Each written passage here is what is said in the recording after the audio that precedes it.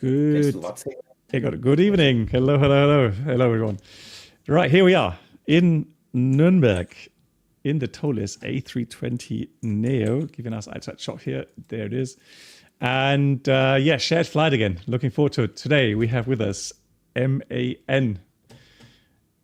Say hello. Hi, everybody. So, yeah, guys, as always, let me know if he's too quiet or something, then we can try to boost the loudness settings. Oh, MAN, I forgot to ask you, is there any short name I can call you?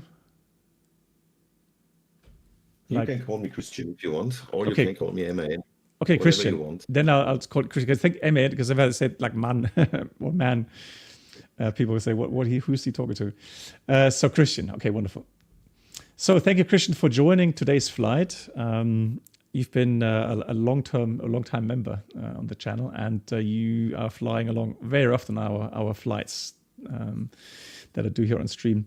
And so we always see your approach and always so nice and stable. So yeah, we're looking forward to the flight. And I asked Christian what flight he wants to do, and he said Eurowings flight from Nürnberg to Aajccio. Or how's it? Now, hang on, I've got you live now here. So how is it pronounced correctly? That's I would say it's fantastic compared to. You remember we made a flight once to Aajccio, and we asked the French flight controller how it's correctly pronounced. Yeah.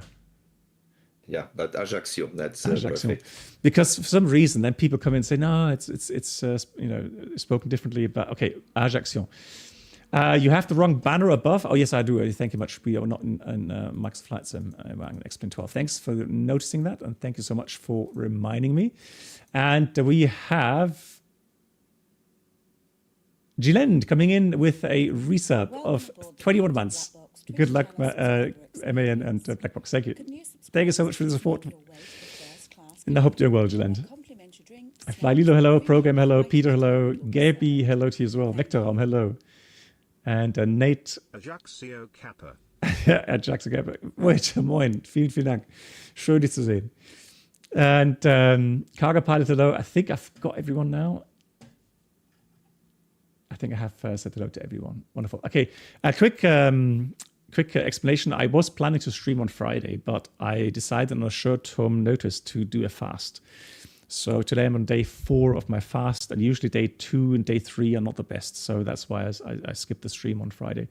Hope you can forgive me. And but again, today we'll do 2 flights, and so I'm looking forward to it.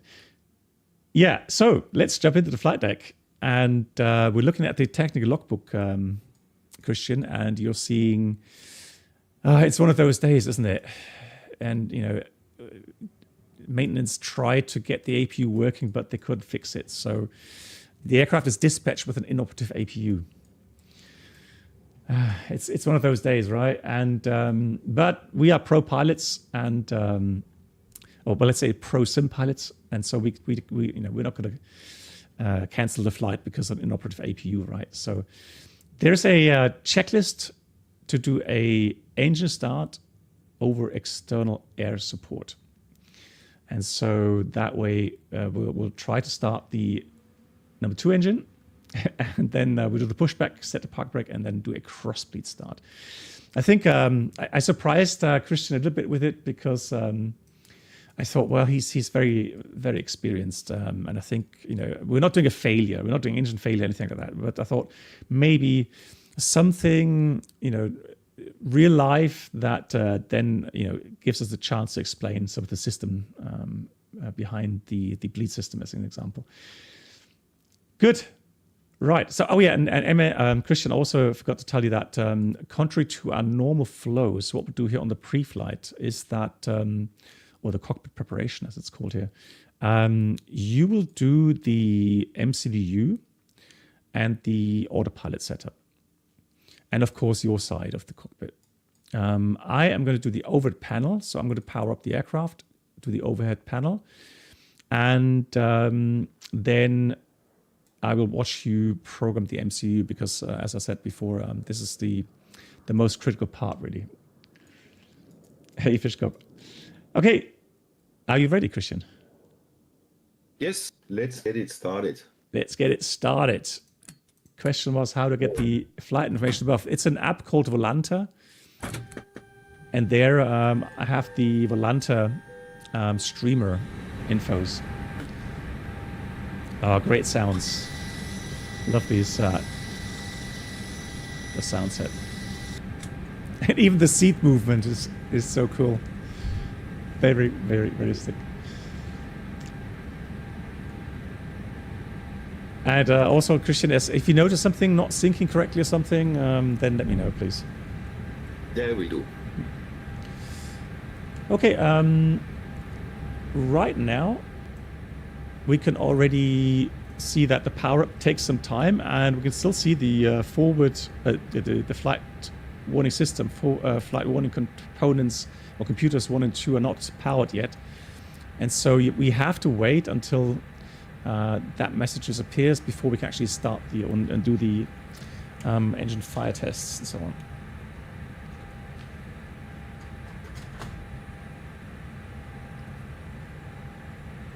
Okay, then I'll do the overhead panel quickly. And if you want, once the MCU is there, you can start. I will monitor.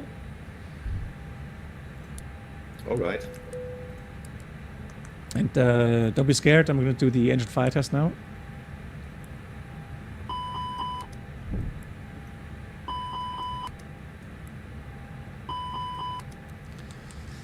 Okay. All right, so I will monitor.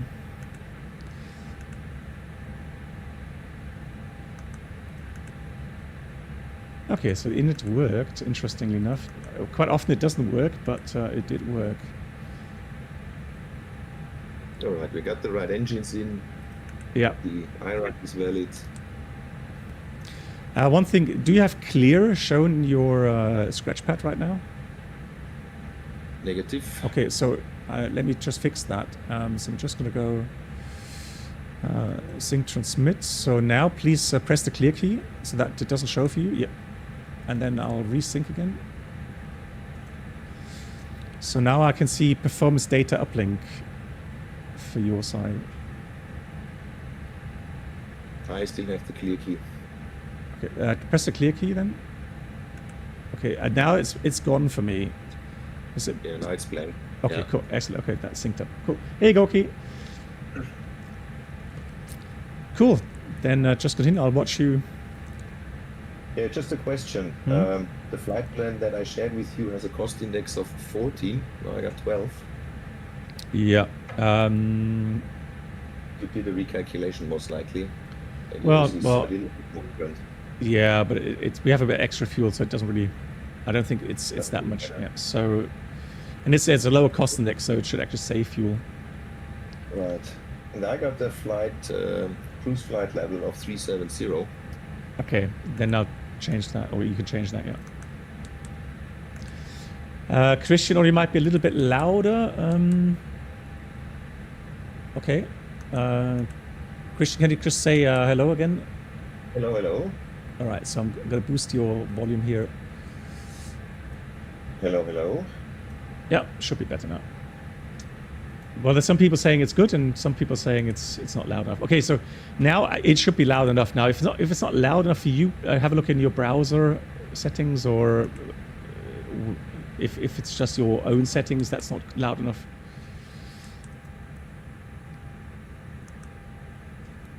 Oh, I forgot to download the sim brief. Hang on. No, not that. Sim brief. There we go.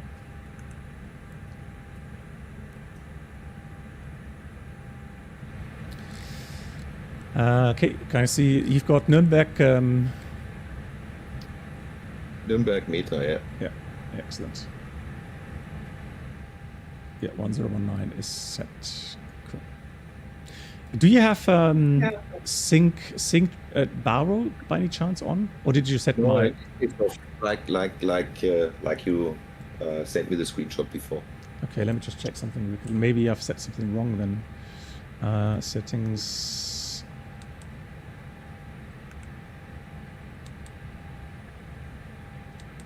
Where's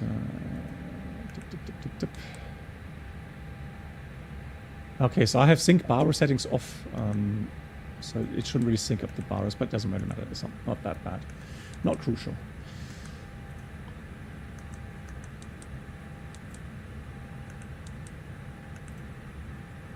So here we go. That's the flight plan.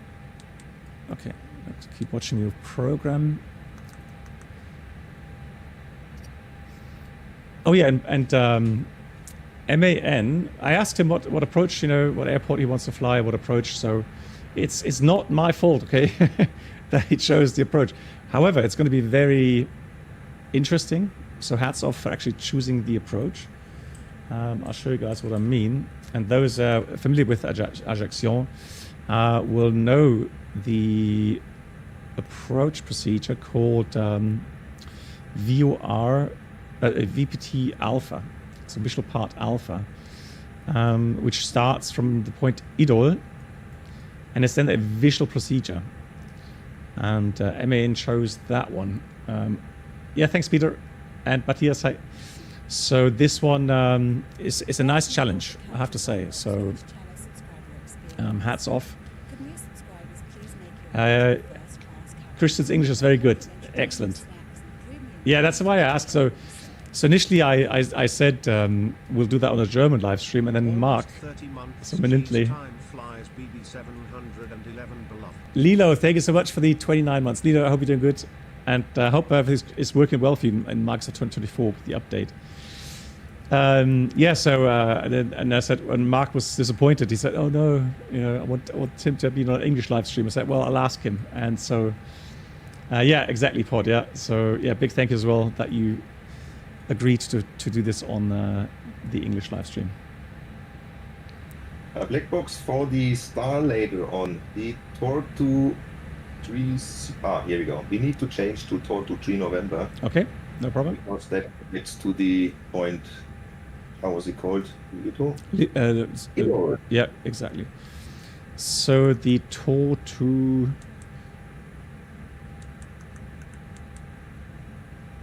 It's Tor2 3 November. Yeah, found it. So Lonzo, Bebef, Lasva, Idol. Perfect. Okay, cool. That's the one we're doing. Hey, Carrie. Nice to see you.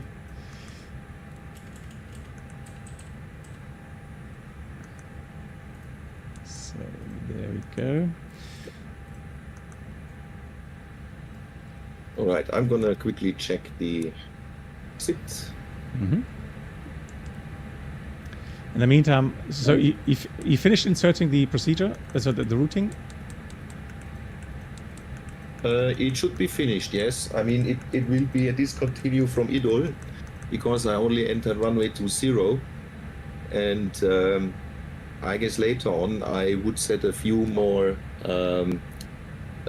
fixed infos. Okay. Because actually on the prescribed tracks there are some waypoints, point Yankee, point Charlie, which I think we should then insert. Yeah, sure. But for all it should be discontinued. There should be a disco. Yeah, I have the same problem. A discontinuity. Such a difficult word to say in English. Yeah, I just checked on my routing though in the FMS. I don't have a discontinuity in the. Then we need to insert one. Well, I got 453 nautical miles on my flight plan, and it displays 528. Yeah. And the flight plan, well, it's a little bit longer star. And the flight plan was for runway 02, so we should be good. Yeah, I agree. And let's go to Idol. Just add some random waypoint here. And then we delete it out. Or is there a better way to insert a disco? No, I think, so I think, yeah, just like you say, just put in Alpha Charlie as a fix. And then we can delete that out again. Yeah, just anything. Insert. Yeah. Oh, I think you put that in. No, perfect. Yeah, and then insert. Yeah. No. Okay. Let's have a look again. So we got Libo. Oh, actually, it's one of those things where it's weird. Let me just try something here. It took out Libo for some reason. No, Oh, that's Libo, no? Oh, no, it's not. Hang on. What's the name again? Something's Idol. wrong now. Yeah, Idol. Hang on. Disregard. But, so Idol. Because it's missing now. So Lasva and then Idol. Idol. I got Idol on my... Okay, I have to put that in mine as well. Okay, so now I have Lasva, Idol. No, don't. It's throwing it out all the time. Strange enough. Okay, let me do that. Let me try that. Clear. Alpha Charlie. Oh, I'm silly. It's fasting. Disregard. I kept pressing the wrong key, so that's it. What if I save the active as a secondary and you then just load the secondary as active? Would that fix it? No, it's fixed now. It's fine. I just pressed instead of insert, I pressed erase. Yeah. And of course it doesn't work. There we go. Cool. All right. Yeah, so I checked the route. Yeah, I checked the routing. It's departure. Yeah. So Delta 9, Delta November 295. Just need to write. Then Delta November 296, max 250, and Bolsi, and then we are en route. Now, does this airplane support saving routes? I don't think so. You mean cockpit? Pilot routes. Oh, pilot route. No, I think not. Let's just give it a try. Yeah, we can try. Maybe they've changed something. Yes. It does work. Nice. All right, let's have a quick check. Yeah. So Bolsi 1 Golf to Bolsi, then Yankee 166 to Dinkelsbühl, November 869 at Tetco, direct Sonum, Yep. direct Yarsa, direct Soson, direct Bodina, direct Doraf, Yeah. direct Bertef, direct Tortu, and direct Bebe disregard. I would say that's a bug. Okay, perfect. Yeah, I have the same. That looks good. So departure route, just for myself, not the departure route. So we're departing on the runway. 28. Yeah, 28, and then it says initial climb level 70.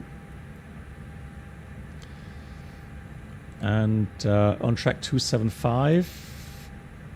Delta number 295, 296, and then Bolsi. Pretty straightforward. Cool. Excellent. Very good. Then let's go to the RADNAV page. We actually don't need them for our departure routing, but I'll be always safe for good airmanship. Yep. I would enter Nürnberg, November Uniform Bravo, and then we could actually enter Dinkelsbühl straight away. Yeah. That's one of the route. Bene. Excellent. So boarding is completed. Very and nice. If you're How ready, is the temperature on board? let's have a look. You mean could be a bit warm? Let's have a look. Condition. Oh. Air conditioning. Yeah. Shall I do it? Yeah, go ahead. Yeah, it's always this silly airport environmental restrictions.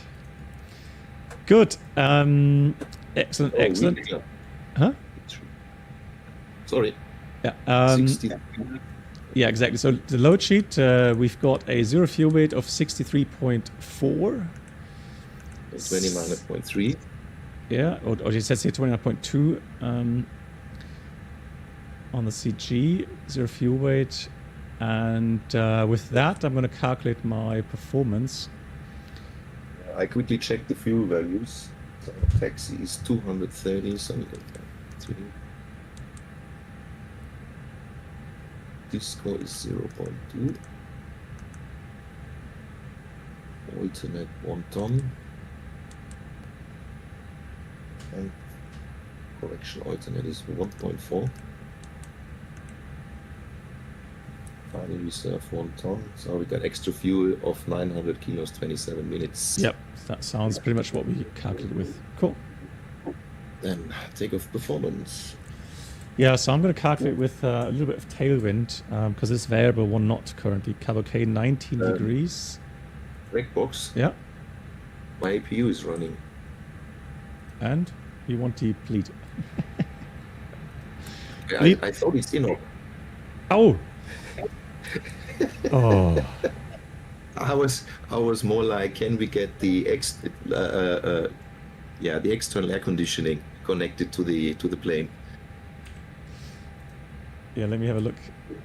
Where's my... I think it's possible via the ISCS. Yeah, let me have a look. Toliss, open ISS. So let's see if we even have ground air. I think we do actually. Low pressure air. Let's put that on. So let's see if that helps.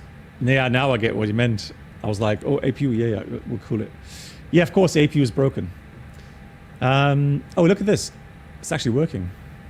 So we see the temperature inflow is 20 degrees right now, 19 now.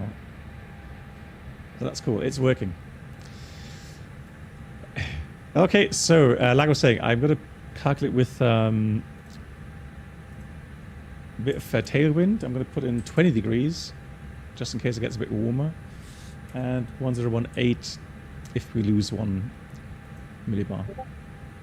Hectopascal, not hectopascal. So takeoff weight 70 tons, is that correct? 69.7. Yeah, let's do 69.8. 69.8. CG 29.2. Flex config auto, air conditioning off. Yep. Okay, so when you got the values, let me know. Hey, Thomas. Yeah. I got config 1 plus F, yep. flex 73, yep. 142, 149er, 151, green dot 221, and rejected takeoff weight. What is Aajccio? No, that's maximum takeoff weight, is it? Performance takeoff weight, 27.6. Yeah. The only thing which concerns me a little bit, we only got a stop margin of 164 meters. So I don't know how we tweak that. Maybe if we add another 150 meters via intersection takeoff. Yeah. Would that help? That's a valid way to do it, yeah. It's interesting, then it optimizes even further. But there again, now we got 140 meters plus 150. Which is 290, yeah. I think we can go for that. Alles klar. Good. So let's now do that. 139er, 146, 148, still flex 73, config 1 plus F, green dot 221. Yeah, and up 0.5 on the stabilizer. Yeah, up 0.5. Exactly. Cool. Okay, then you can enter that. I will watch your entries. I like the fact that we have 24 degrees in the cockpit and the aft got 32. Poor passengers.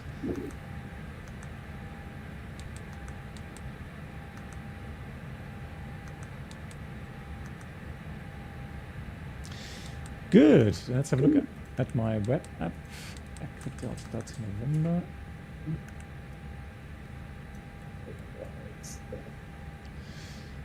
So I can see NDP 2, 2050, 2050. And 2600, I guess, then for engine out acceleration. Correct, correct. I didn't take it. Give me a second. Mm-hmm. Yep.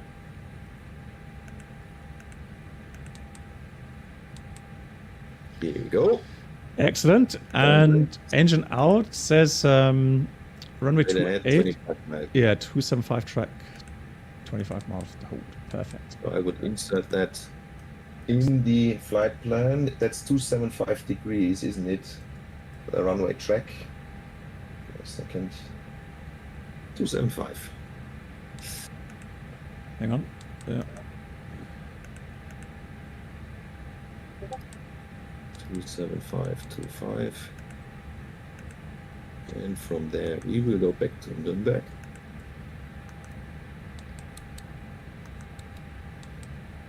ILS 28.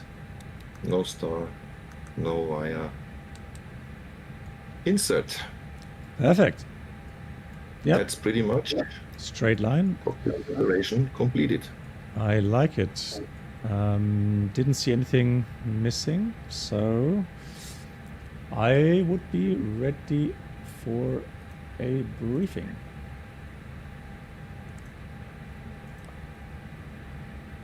So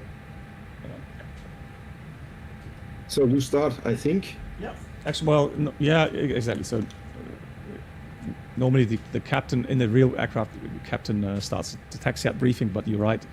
Here, Right, yeah, I can do that. Yep. I could do that. Right, so we're gonna take off from runway 28. So I am expecting a push on Mike 2, Mike 3 direct into the hotspot. And then we would probably taxi Mike 2, Bravo, Alpha, and then all the way down to the runway end, 28. Let me just check.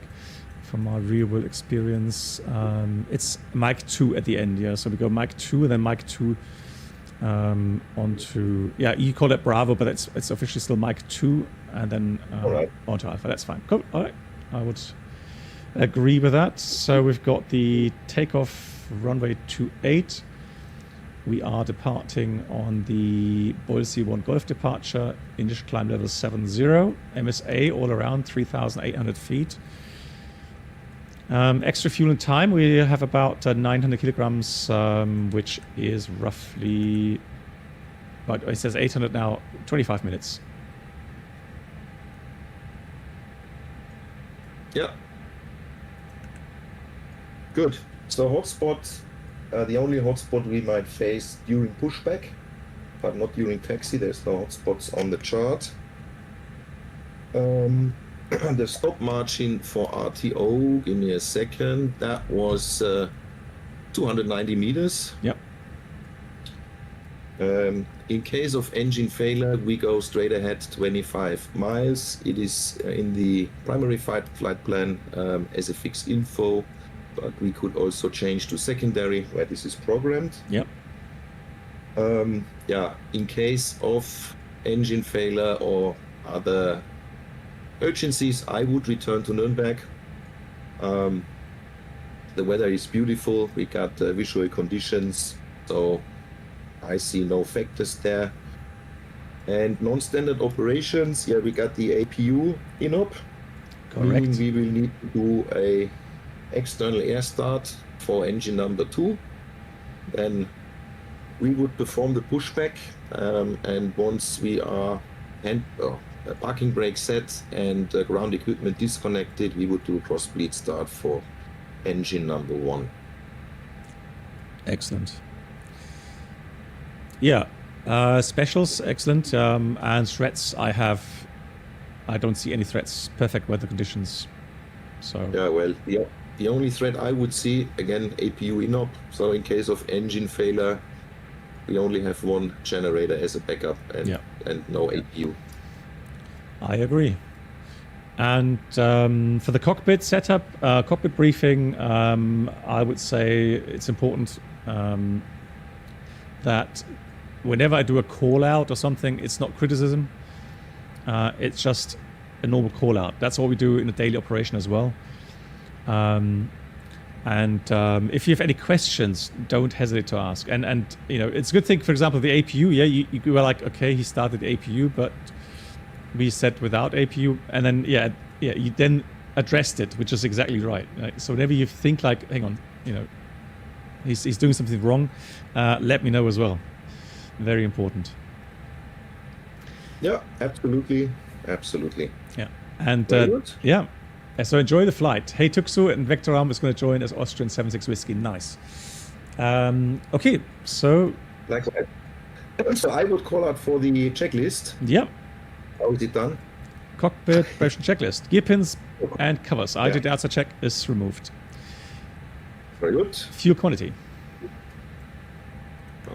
Oh, Fuel core. we clicked the same time. Here we go.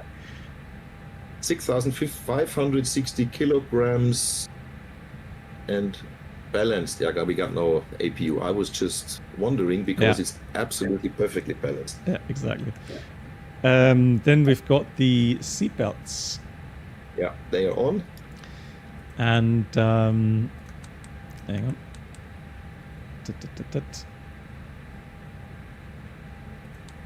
Hang on. Data. So position monitor. Yeah, then we've got the ADRs. Yeah, they're enough. And baro ref. 1019, 1050 feet. 1019, 1070 feet. Within limits. Excellent. Cockpit preparation checklist completed. Good. So so I mean, if you like, I'm going to simulate the ground agent. So you would start the conversation by going to mech, and then you would say ground from flight deck, and then I will answer. And then we first have to disconnect the low pressure air, and then you'll ask for the high pressure. But remember, here, if we ask for high pressure, if I click high pressure air, it's connected instantly. So we've got to be careful, meaning we have to read our checklist. Yeah. All right. Then let's start first with the checklist before we take contact to the ground. Okay, sounds good. This is a really good checklist, I guess. Yeah. And you would read and I would do. Yeah. And you check if I do the right things. Right. Exactly. So just for the viewers here, so that's the checklist on my website, which I created. And now, before we go through the checklist, really quickly, why do we switch off pack 1 and 2? And why do we switch off engine bleeds? 2 reasons. The pack 1 and 2 is there to prevent pack contamination. And this is something that's quite serious because the external ground air is just a high pressure unit, and believe it or not, they actually use that as well for because it has about 60 degrees Celsius in temperature, and so they actually use this sometimes at airports to de-ice the engines. I've seen that actually happen. So you've got to be careful with the air coming out of that. That is not clean air that comes out. It's just high pressure air, and so that's why we switch off the pack 1 and 2. Make sure the APU is off, and then engine bleeds 1 and 2 I set off. Why? Because as we start the engine and the starter cuts out, then the engine will start to deliver bleed air, and so you could have potentially a high pressure situation where we overpressure the system if we have external pressure coming in and the engine pressure coming in. So that's these two items are extremely vital. Also, what we will do is we have to manually open the cross bleed valve, and the reason for that is so normally when you have the APU bleed on, that valve here, that opens automatically, right? But if the APU is off, then we have to operate that switch manually, just as an explanation. Okay, and I will be ready.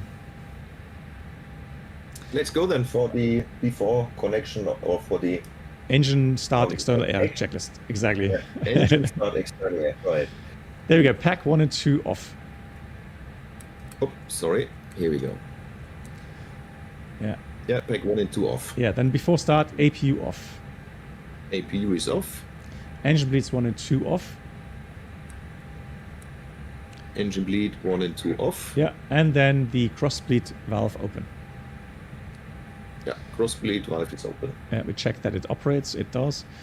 And then when clear to start, it says engine 2 start. So why is that? From experience, what they do, they normally place the whole high pressure unit on the left-hand side of the aircraft because the connector is more to the left underneath the fuselage.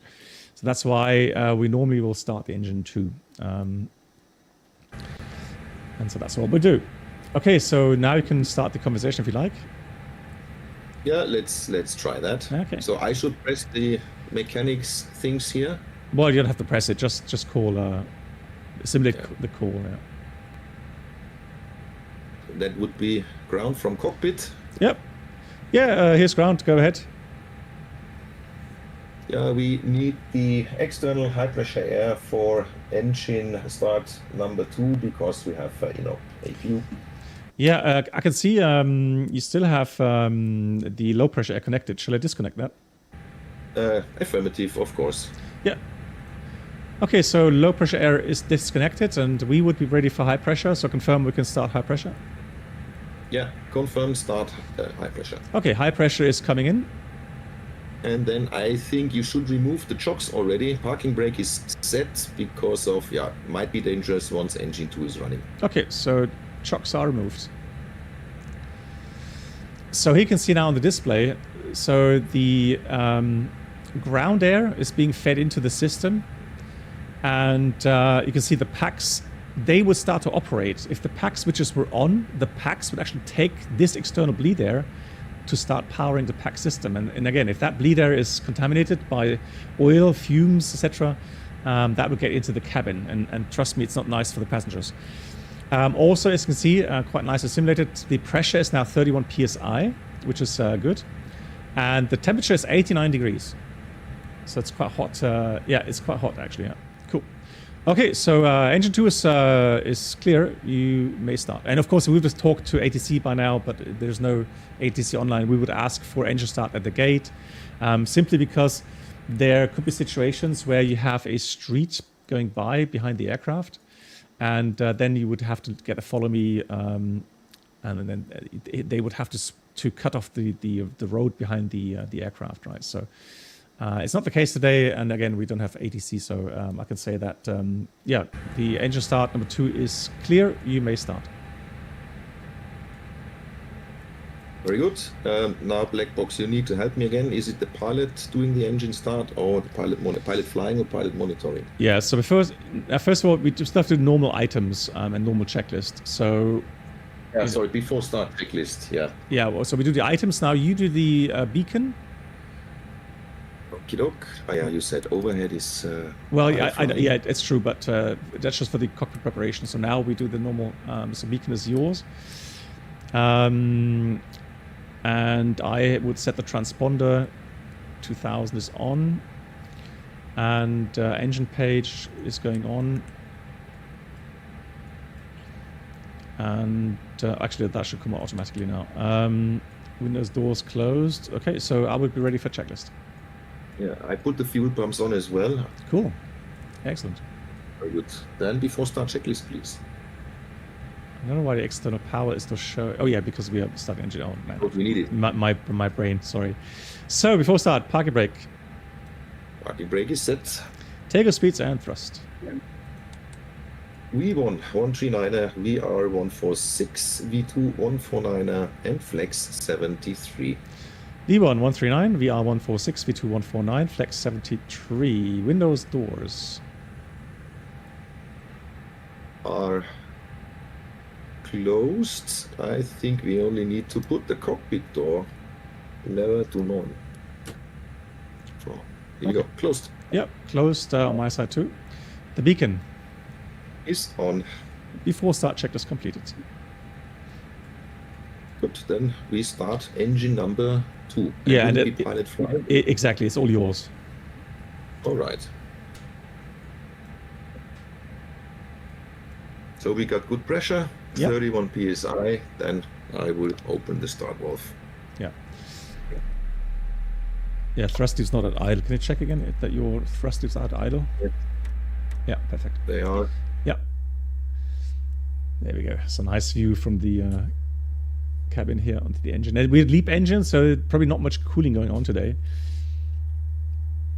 Cargo pilot, I will have to call you when you get. There's not an official list yet for the shared flight, or depending on English streams, German live streams. But I will give you a shout early enough. Nice sounds, love that. Fuel starts. Traffic, Delta 377, gonna be pushing back off gate 10 onto Mike 3, Mike 2, and then continue taxiing to Alpha, setting up for 28. Truck. Autopilot. Hey, thank you very much for the super chat coming in with 50. I don't know what sign that is, what currency that, but thank you so much for your support. That's very kind of you. Thank you so much.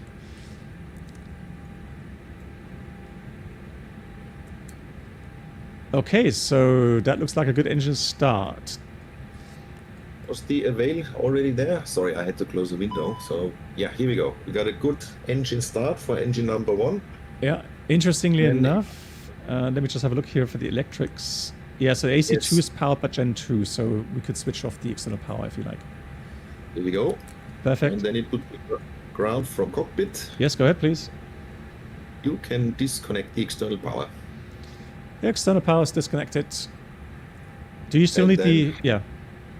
Go ahead. Do we need the high pressure air still? Oh yeah, disconnect the high pressure, please. Okay. It's disconnected. And then you can attach the tuck. Okay. Well, you do the pushback, please, because you're pilot flying. Yeah, exactly. Right. Cool. And the airbleed 2 off message I will announce, but of course we have some items to do. So when after the engine 2 started. But you go ahead and get the pushback running first.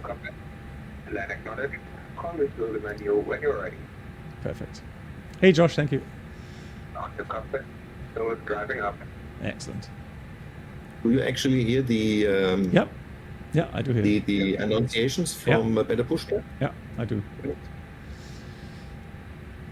Okay, I will be ready for the continuation of the engine external air checklist. Right. Well, we got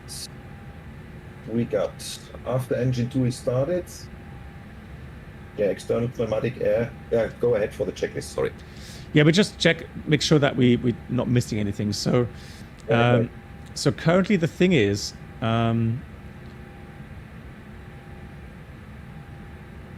now we're using cross-bleed start procedure. Okay, so we have to go down a bit further. So if cross-bleed engine start is used, start engine 1, that's what we're going to do. External pneumatic air remove, we've done that. Packs 1 and 2 on.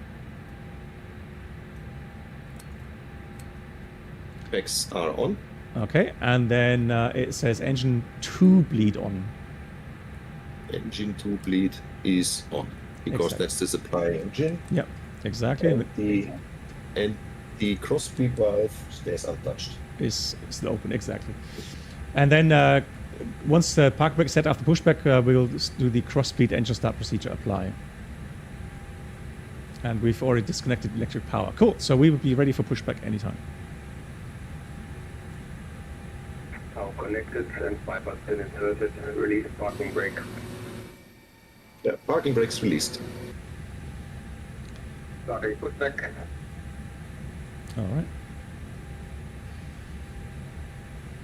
Oh, no worry, Josh. Oh, good. Thank you so much for your support. That's really kind.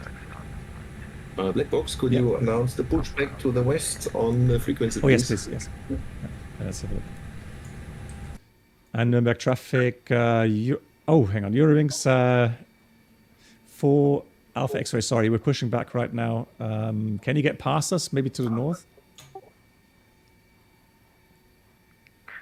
Yes, I could take the November 2. That's kind. Yeah, thank you so much.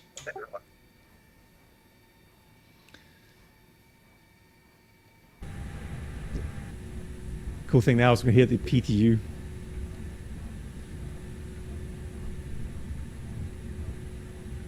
Yeah, so he's taking the northern taxiway.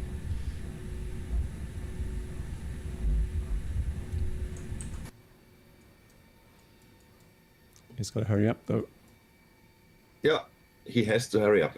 I agree, because How long I think we're going to have another 30-meter push.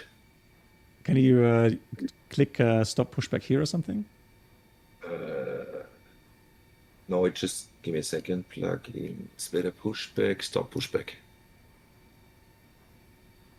Yeah, he can pass behind. Yeah, well, I clicked it. Perfect. And stop. Yeah, it's not perfect. Parking brake. The parking brake is set. Disconnecting tow. Stand by. Okay. So what we will do now is we check the PSI, and it should be more than 30 PSI, which it is. Otherwise, we'd have to increase the thrust on the other engine. But I think as long as it's more than 30 PSI, it should be fine. Okay, so ground says engine 1 is clear. Very good. Then we go for the cross-bleed start checklist. I think it's integrated in the external air checklist, because you can also just do, if you still have APU, you can still do a cross-bleed or whatever, for every reason you want to do a cross-bleed start procedure. So we've done everything, and it says now use the normal procedure to start engine 1. Very good. Then we got good PSI, as you said, good pressure, so starting engine number 1. Yeah. Here the other checklist says 25 PSI as a minimum. But I know that Toliss has plenty. It's a young engine. Nothing is worn. We got good power, good pressure Tower supply. disconnected and bypass pin has Exactly. been removed. Then on the right side. Yeah, Delta passed behind. Cool. Excellent. That's good.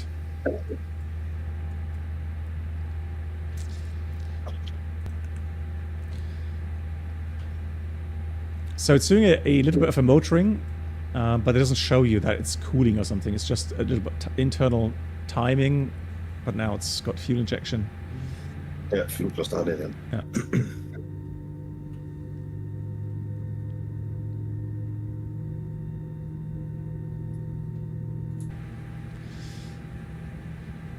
Yeah, my flight sim project SideStick version 2 is going to take a while. People saying it's several months of waiting time.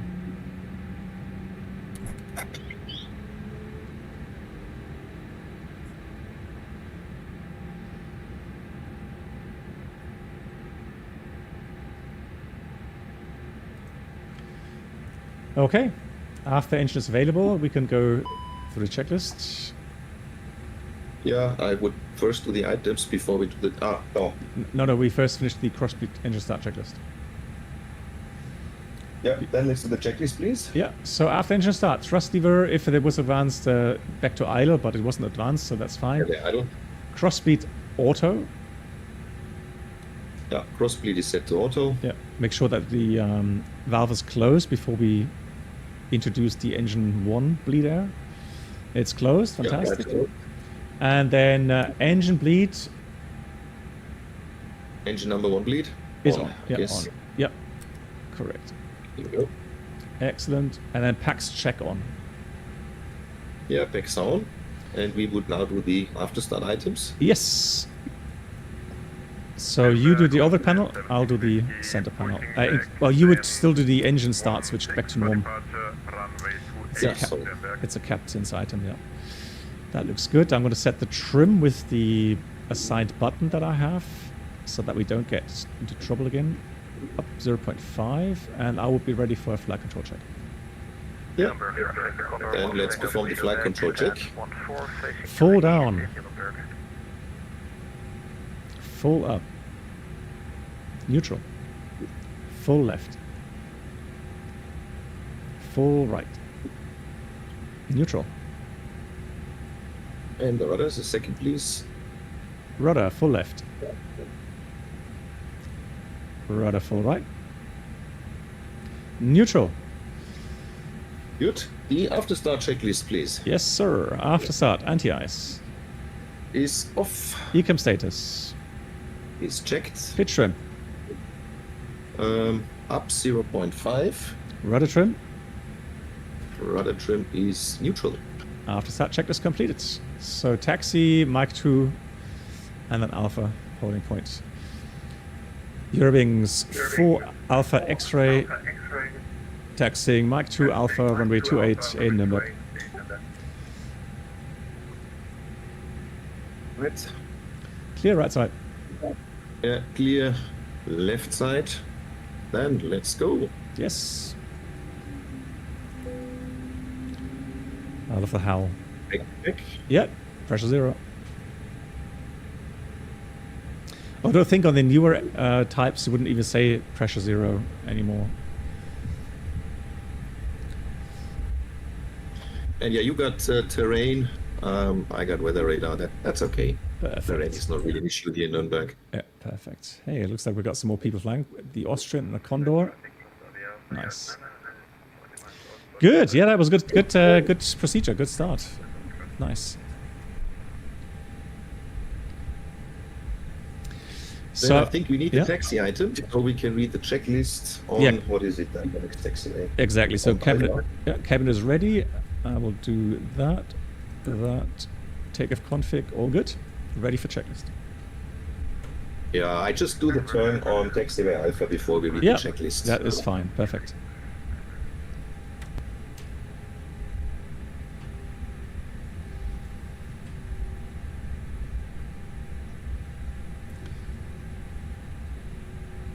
Exactly. So here's the left turn. Yeah, that description is a little bit, how should I say? That should be an hotspot, actually. Yeah. If there's no aircraft parked, you can easily get it wrong. Yeah.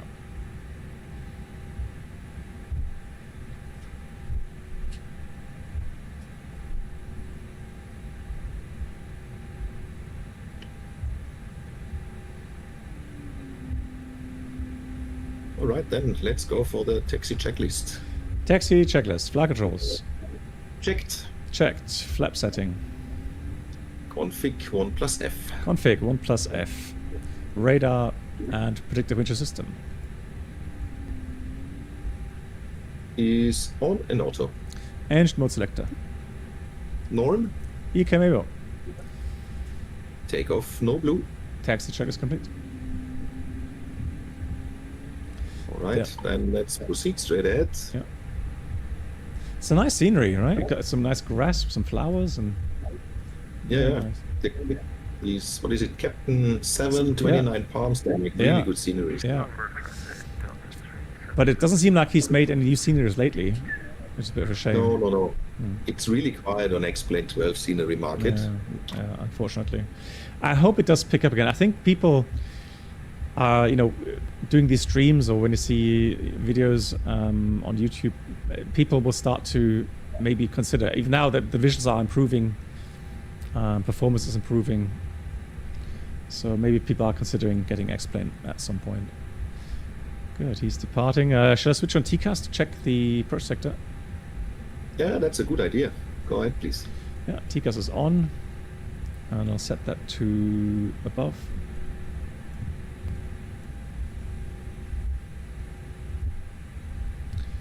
Okay, I don't see anyone. You want to line up?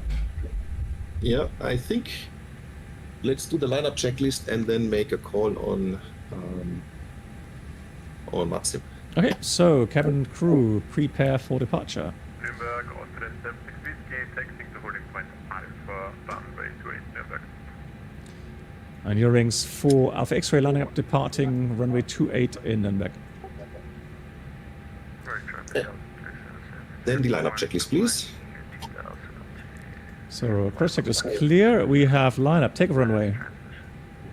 28, full length. Yeah. TCAS. Is TARA. Pack 1 and 2. Pack south. So let's line up. And I would do a rolling start if you agree. Yeah, that's fine. So lineup check is completed. I'll remember to press the chrono. Yeah, Nate, I agree. The default scenery is very often already very nice. So, sectors are clear? Yeah, approach sector is clear.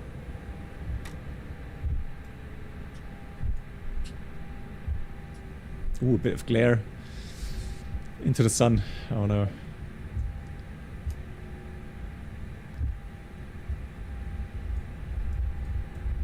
So we have a bit of tailwind. We want to do the tailwind takeoff procedure.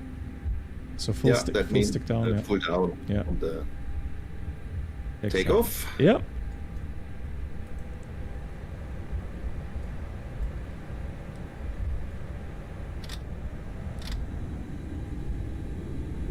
Plan flex 73 SAS runway auto thrust is blue. Thrust set. Checked.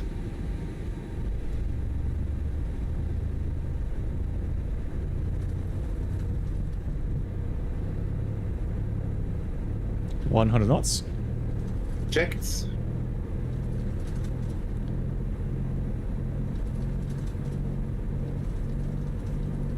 B1. Rotate.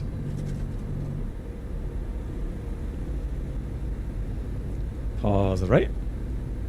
Gear up. Gear up. Nice.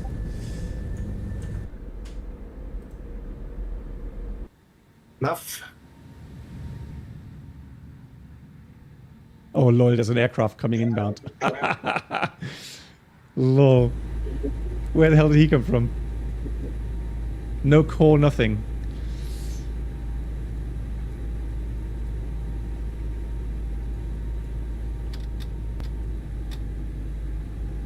He did call. First climb line. I didn't hear him. Blue, Yeah. 7,000. Check. I did not hear him.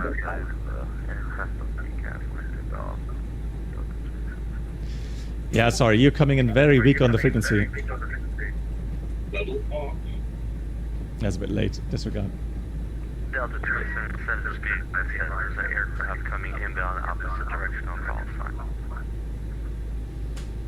Right, can you switch on the banks, please? Yes, sir. Yeah, he was very quiet. I did not hear him at all. Maybe I have my headphones dialed down too much. I don't know. Lap 0. Speed checked.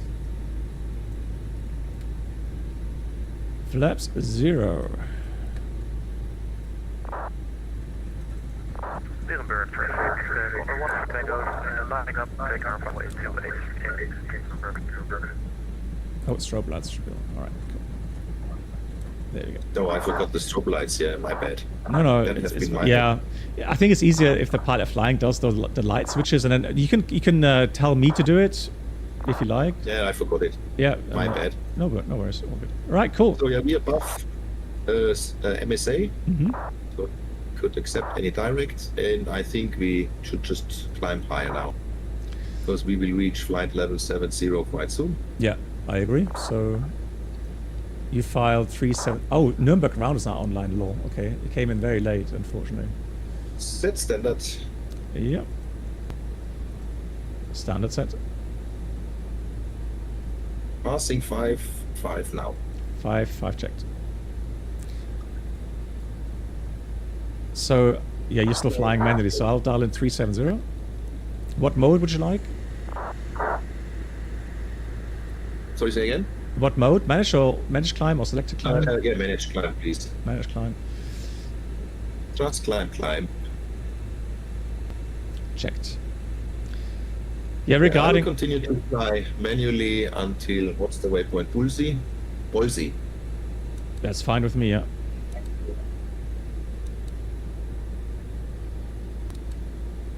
And that's really nice in X-Plane. It just feels so good. I mean, a lot better than in even the Phoenix in Microsoft. Yeah.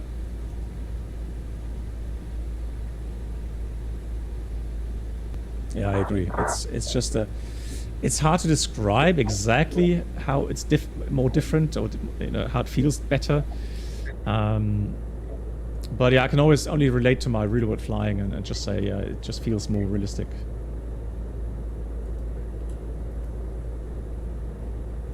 Nice, very good procedures. Very happy. Welcome aboard the Captain Blackbox Twitch channel subscriber experience.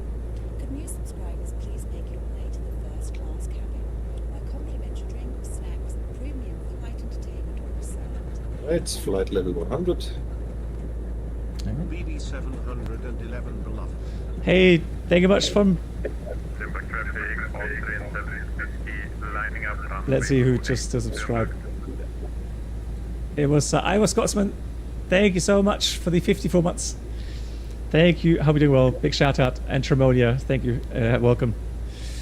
Okay, so I'll switch off the landing lights. So then secondary copy active. Yes, go ahead, and you can also delete the fix info. And the Nürnberg VOR, I think we can leave in the Dinkelspiel until we passed. All right. And the seatbelts on until wings level after Bolsey. Okay, checked. That is all done.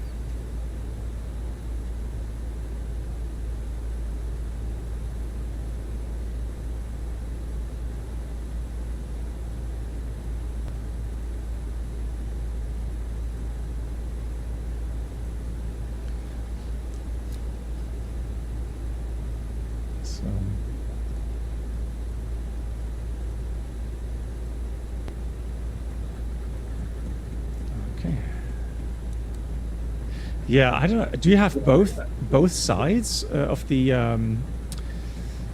FCU, so left and right panel selectors there? You mean the EFIS control panels? No. In hardware? Yeah, exactly. Yeah, the hardware. Do you have that? Yeah, I got both in hardware, yeah. Okay, so that's why. Could you set my range to 80 miles, please? Oh, sorry. Yeah, because it keeps resetting it. I can't set it on my side. Okay, that's fine. Thank you. Maybe I disconnect the right side for the next flight, or the left then, because we're changing.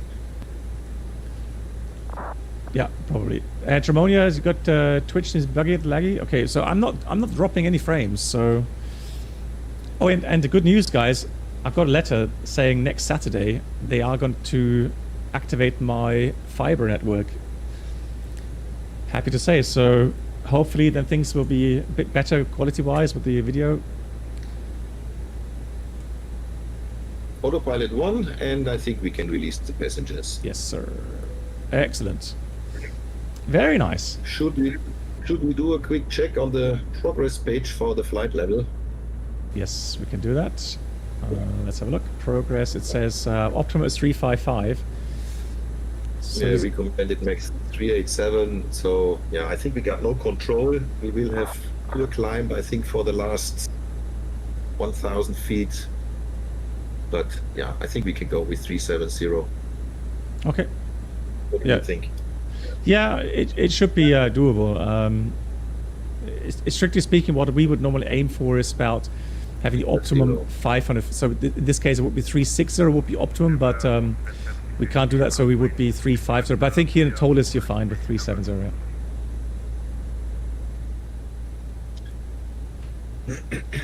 Nice. Yeah, so not 4K streaming, but I don't. Since I restream, I don't know if Restream already supports 2K streaming, meaning I'm not sure if YouTube actually supports it. Hey, you're Rich, you're the Delta. Yeah, sorry for kind of getting in your way on the pushbacks. Apologies for that. Now, if you look at the screen right now, this looks so realistic. I'm actually using high. Yeah. Go ahead. Yeah, I'm using the high settings today for the map enhancements.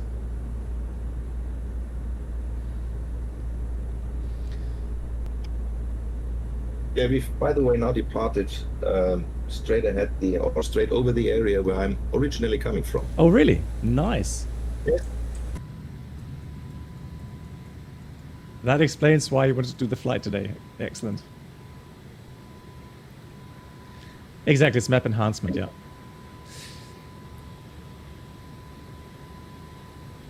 But maybe later on, guys, maybe some of you have a good tip, because I still have an issue with the scenery in Marseille.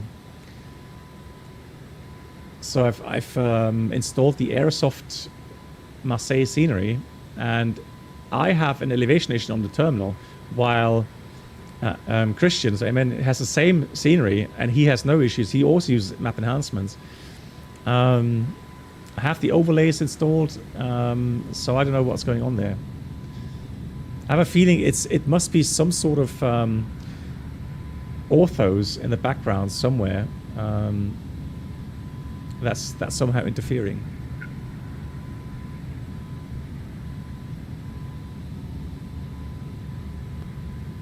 So we have beautiful weather today, and but I'm looking forward to the flying over the Alps today. Should be very nice. And I think the sun is still high enough for us to be able to do a nice visual approach there.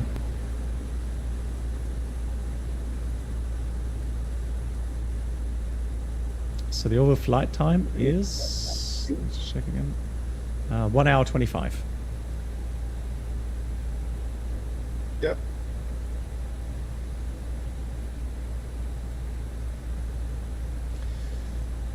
How long have you been flight simming, Christian? Well, one of the guys to go guilty is Black Box. I think I started in 2017. Oh. So yeah, like 8 years ago. Yeah. Job-wise, I'm traveling a lot. also as a passenger, and yeah, I'm interested in all kind of, you know, techniques and stuff like that. And yeah, that brought me then, well, I started reading, you know, articles, stuff like that, and I don't know how it happened. I think I stumbled over one of your YouTube videos, and yeah, I found them very interesting, and so I started that time still with FSX on a very, very poor laptop. Yeah. With the FS Labs A320. Nice. And yeah, that's when it all started back in 2017. So I think I need to thank you for your streams, and no, it's a great hobby. Nice. Yeah, well, my pleasure. I mean, I've said it in the last stream. I find it so fascinating seeing, you know, this flight sim kind of enthusiasts and being so interested in flying according to real world procedures, right? So not just, you know, just jump in the plane, engines on and go, right, without checklists. No, people want to have the full immersion. They want to understand and kind of feel what real world pilots, you know, feel when they do these flights. And so back in the days, I started streaming in FSX as well, with the FS Labs in 2016, I think it was. So a long time ago, and yeah, now I think you know, everyone feels the same. That has been in those flight sims back in the days. It's incredible how far flight simming has come. I mean, these views, these aircraft that we have modeled to such a detail, absolutely incredible. Yeah, I'm gonna delete out the Dinkelspiel now. Yeah. Yeah, and I think, well, you can relate a lot as a passenger what's actually happening at the moment. Yeah. And I had an experience back in April. We were flying from Munich to Charles de Gaulle, and it was an approach towards the east, northern runways. Is it 09? Well, you know what I mean. Yeah. And it was quite bumpy in the air. You could feel that on approach. We were level flight, and then we were descending. And you could really recognize that at some point the flight became very calm, and I was sitting window seat, and you could really feel that, I don't know, was it the last 100 feet, 150 feet, the descent rate drastically increased. Oh. And so as a passenger, what you heard, the rear wheels slamming down on the runway at the very same moment, the engines revving up, and it was a go around. Okay. So yeah, the announcement from the pilot, or the announcement from the pilot was, yeah, we had a wind shear on touchdown, and that was, well, what should I say? I had a little bit the impression, as the sink rate increased, that the wind must have been changed, and we all know it takes a while until the engines spool up, and I think they didn't plan to touchdown, but it just happened. Yeah. Yeah. But yeah, that backup, people screaming. There was a young lady sitting next to me. She was very much engaged in taking photographs of herself, and she was very relaxed and occupied with herself.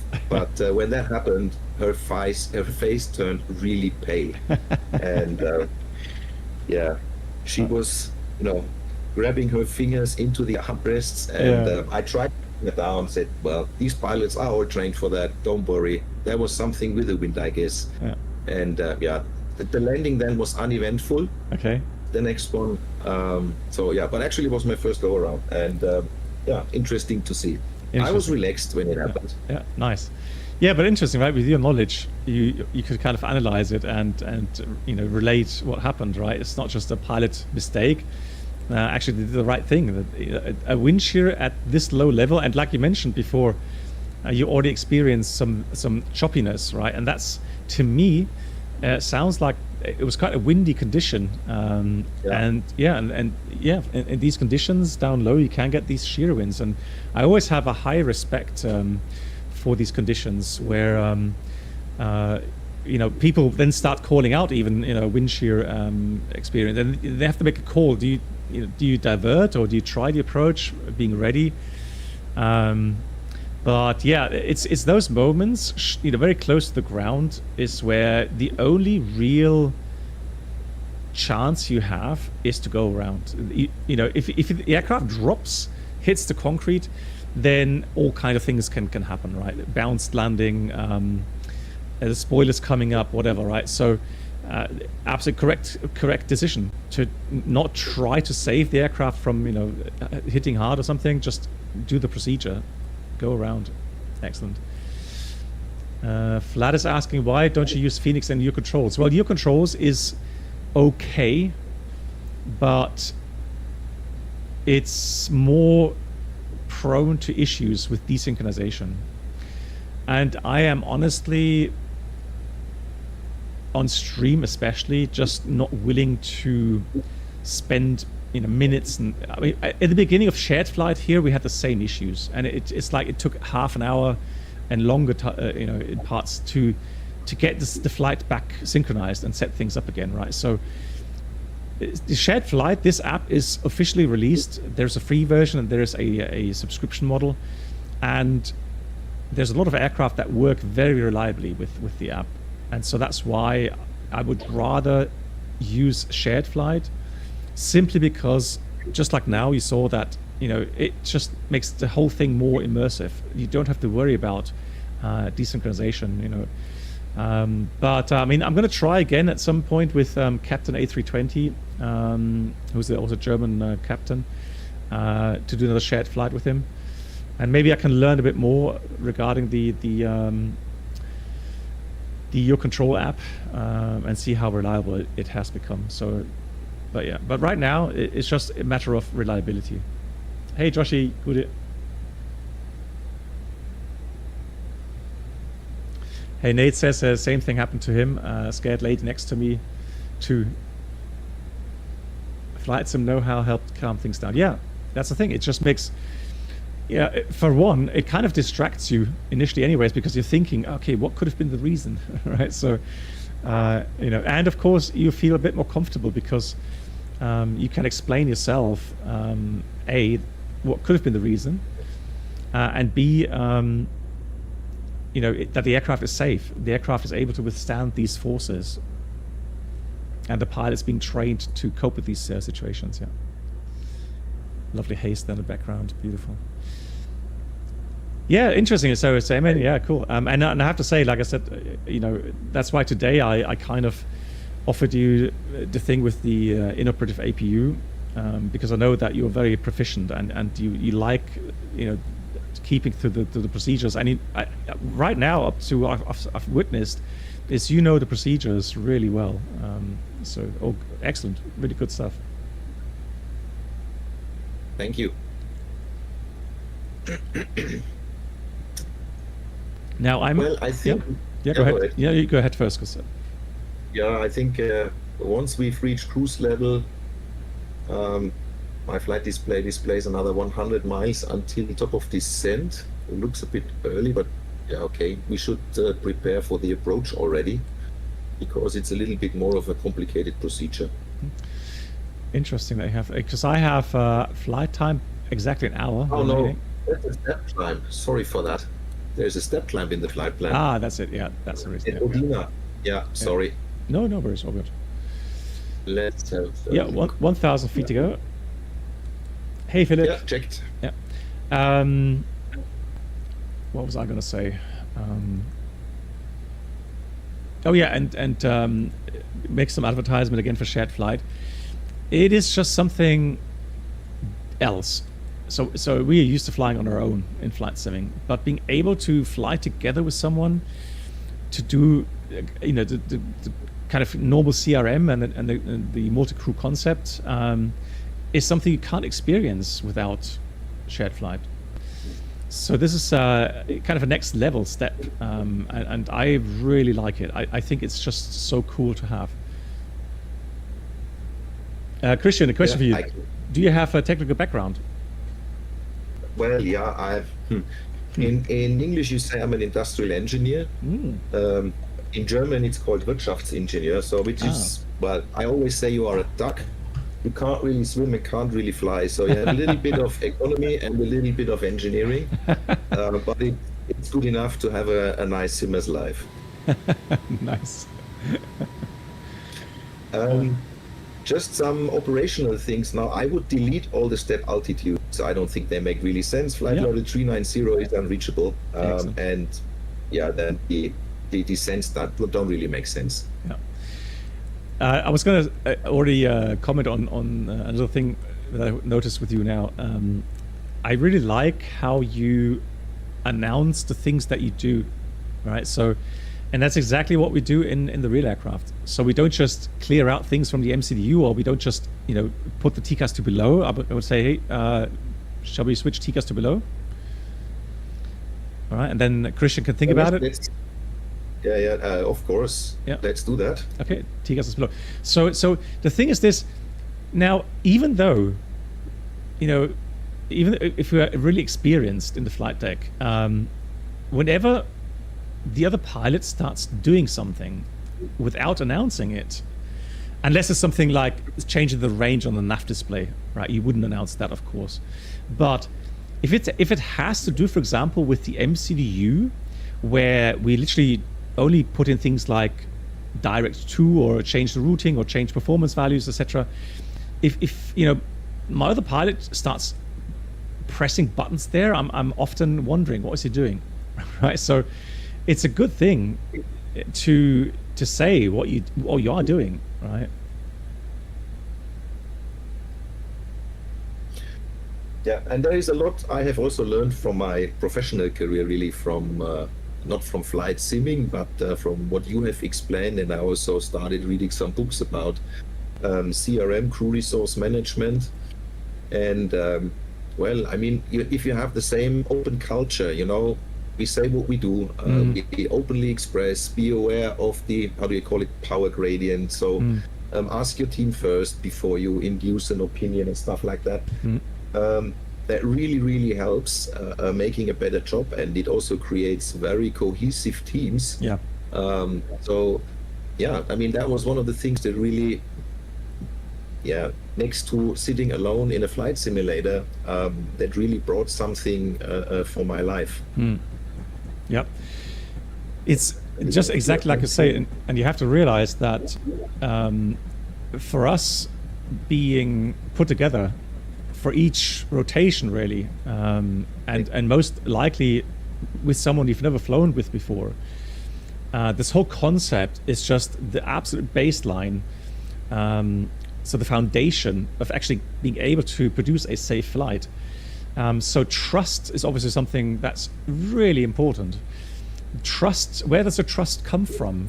For me, for example, when I fly with a new co-pilot, let's say, the trust comes mainly from the fact that I know how the training is being done, what lengths that co-pilot had to go through, what he had to learn, what kind of check flights he had to endure, or she had to endure, and also being, you know, getting training in CRM and so on. I trust my company for that. I trust my training department for that, because I know how good they are working and what fantastic people they have working there. So that foundation, the trust foundation, is there all the time. And then the important thing for me then is as a captain is to make sure that I implement an open atmosphere, meaning I know as well. So when you know, poop hits the fan, I know that everyone in the crew knows my standing as a captain. But if I have an open atmosphere where everyone is allowed to produce their maximum performance, you know, being able to, without any prejudice and without any worry, to speak up, right? If I'm doing a mistake, or, you know, if something's not going as planned, or if the person has a kind of a gut feeling, right, something's not right. So that open atmosphere is so vital. And back in the days when I started flying, I think back then the captains always had a feeling they had to kind of come in and showcase the fact that they are the captain. right? So they are, the white bearded, experienced and like the old skippers on those big boats. But the environment has changed, and it has changed because of all the accidents that happened, and the lessons learned from those. And so yeah, the open atmosphere is important. And then when you achieve that, and you have to realize that, as I said before, it could be, if you have a very bad day, it could actually happen to you that on your takeoff, on the very first flight, you're going to run into a really, really hefty abnormal. That's always a possibility. And then knowing that everyone is well trained and everyone knows what they're doing, and this open atmosphere then produces that kind of safety. And that's something I've always found really, really fascinating. And as we do our training flights in the level D sims, you can actually, you're getting thrown in very often into situations that you weren't or didn't know that were going to happen. And the fact that you're being monitored and graded, etc. It just makes sure that if you are deficient in any areas, then it's being noted down, and then the debriefing, you will discuss that, and then the examiner will give you some insights and some maybe some extra training advice for you to improve on those areas, right? And again, it's not to pinpoint and poke the finger into the wound and say, you're an idiot because blah blah blah, you should know. No, that's not the case. It's all about the ultimate goal, getting better. And like Captain Joe always says, a good pilot is always learning, and that's how you should approach flight or aviation in general. Don't think that you're the greatest pilot in the world. Never think that. Always be somewhat down to earth, and just strive to become even better. Even if you think you are good, doesn't matter. Try to get even better. That's the idea. Captain? Yes, sir. Black box. Just some operational considerations. Yes. Over the Alps. So yes. Mora is increasing. At the moment, it would be 11,200 feet, and the next sector is 16,200. Excellent. So just to consider, at the moment, I would turn back towards Zurich if we had any issues. And what we should usually do is calculate kind of an equal time point, where we would either go back to Zurich, or when we then would go, I would say, Linate. Yeah. How about Sozon as the decision point? Yeah, that looks decent. Yeah. Yeah, good, excellent. So that's a nice in-flight briefing about the special situations that come up. Be it Coming back to what you stated on CRM, some of the team leads in our company, the young team leads, if they get promoted from being a normal manager without having any responsibility for teams, they want to show off that they are good. And for them, it's really hard to listen first, commit that they also can make mistakes, and that it's the whole team result that counts. And what I'm using is always 1 or 2 videos from Mentor Pilot. I actually recommend it to those young guys to understand what a power gradient can do wrong. And most people really think it's very impressive. I mean, it's really simple things. YouTube is quite entertaining, and but there's actually something in for real, normal, economical life. So really good. Yeah, I fully agree. Yeah. There were some questions in chat. Shared cockpit makes experience. I don't understand why Phoenix and FS Labs devs don't implement this option. Okay, so I can tell you from being in contact with the FS Labs devs, Asobo, Microsoft would have to lay the foundation to open up certain ports to get the data refs. So all the important data from the aircraft, and there's thousands of data refs that would have to be synced, and that's currently not possible. I don't know how the app does it. So the Your Controls app. But I think the reason why it's somewhat unreliable is because of the very limited connection possibilities. Yeah, the mountain looks very nice. I agree.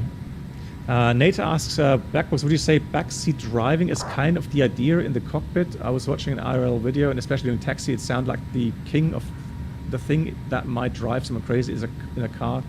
But it seemed very helpful between the pilots. They were just getting on the same page. Yeah, absolutely. So there is no backseat driving for us in the cockpit. So let's say we have 3 pilots in the cockpit. A long range, that happens quite often. Any inputs from the third flight, the third pilot, I would definitely take serious. And it's not backseat driving. It's not something, I'm seeing something. No, it's just a call out. In my cockpit briefing, I will always say and encourage call outs. And I will say that I do not see that as criticism. I see that as a support, because we all know how quickly we can get focus tunneled and kind of workforce workload overrated and overpowered, and that way these call outs are so vital, so important, right? I will quickly check the weather for our alternates. Or actually, we're passing Soson in 1 minute, so I would just check Linate. Okay. Could you go quick fuel check? So Soson, 33 minutes after departure. Look at that. That's excellent. 32. So right on time. And the extra should be 3.4 plus 800, so 4.2 is what we should have. And we currently have 4.6, so well above minimums.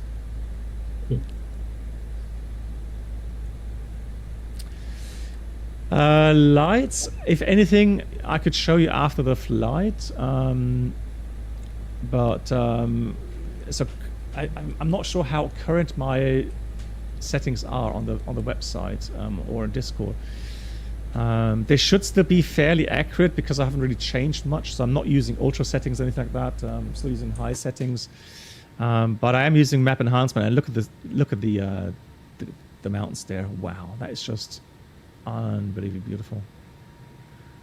And like Christian said before we started the stream, he said in some instances X-Plane looks much more realistic than Microsoft.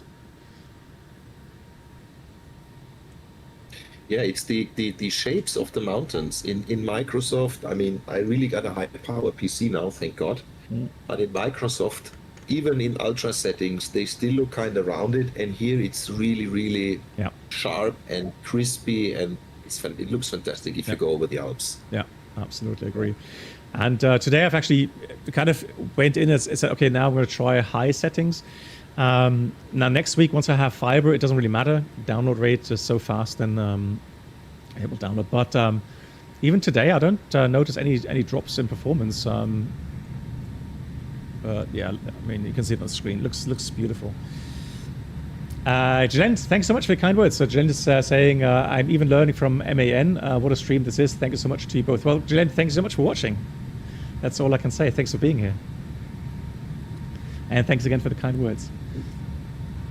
Nate asks MAN, Christian, what was one of the more challenging elements for you when you began flight simming? System understanding, communication, what was the challenge? Well, I think the first thing was really hand flying.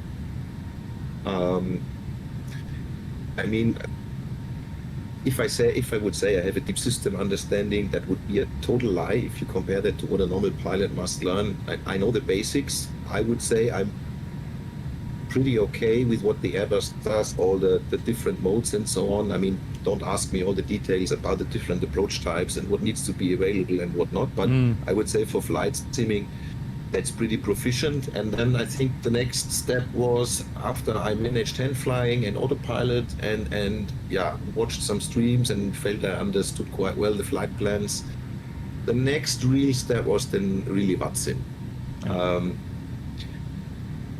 After my first VATSIM flights, I was completely wet. I was sweating like hell, but it was worth doing it. So that's, again, it's a real, it's a step up. And yeah, but once you master it, you know, you understand what the guys mean, and especially you know what your aircraft is doing. That's the most important thing. Then it's really fun. Yeah. So I would say it was hand flying and communication. Yeah. Yeah. Yeah, I agree. The clouds blended very nicely with the mountains here. We're going to get into Milano sector. We have control there. I'm going to dial in 135. It's a fantastic black box. We have some Italian control. Sorry, say again? I said this will be fantastic black box with Italian control. Yeah. I love. That's one great thing about VATSIM. You have all these people with all their dialects. It's so cool. That's so fantastic. I fully agree. Every time I'm smiling, I fly into the Italian sector. Yeah, absolutely. I can. Frequency closing 5 minutes. Oh no. 5 minutes from now, thank you. Oh, that's a shame. Yeah, I can just see him doing the hand gestures as well, right? Sitting there, giving commands. Beautiful. Oh, I love Italy so much. It's just so great. The people are lovely. The food is fantastic. I can only echo that, black box, and I'm now living much more south than Nürnberg. So that's between Munich and Memmingen where I'm living. Oh, nice. Okay. And so Italy is like only real Italy where they speak Italian, not only Südtirol. It's like only 4.5 hours. It's really fantastic. Yeah. You know. If you want to go there for a weekend, go ahead. It's so easy. Yeah, I can imagine. Memmingen, yeah, I've actually lived near Memmingen also for about Yeah, I know that. 6 or 7 years, I think, in my childhood. Yeah, great time. Where was it? Bergheim, it was a little bit north of Memmingen, wasn't it? It was north. It's called Kirchdorf. So there's Kirchdorf, Dettingen, Erolsheim. But we lived in Kirchdorf. Yeah, beautiful. I really enjoyed the time there. Really cool.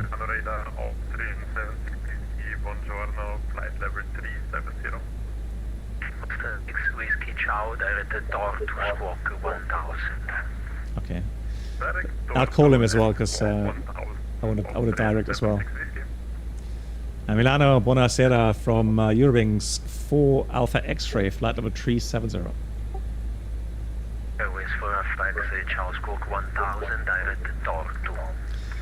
Direct to Tortu and squawking 1000, Eurowings 4 Alpha X-ray.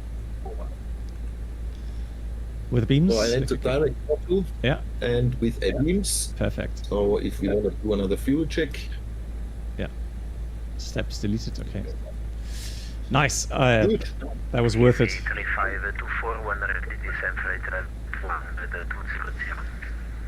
So we're less than 120 miles now from top of descent.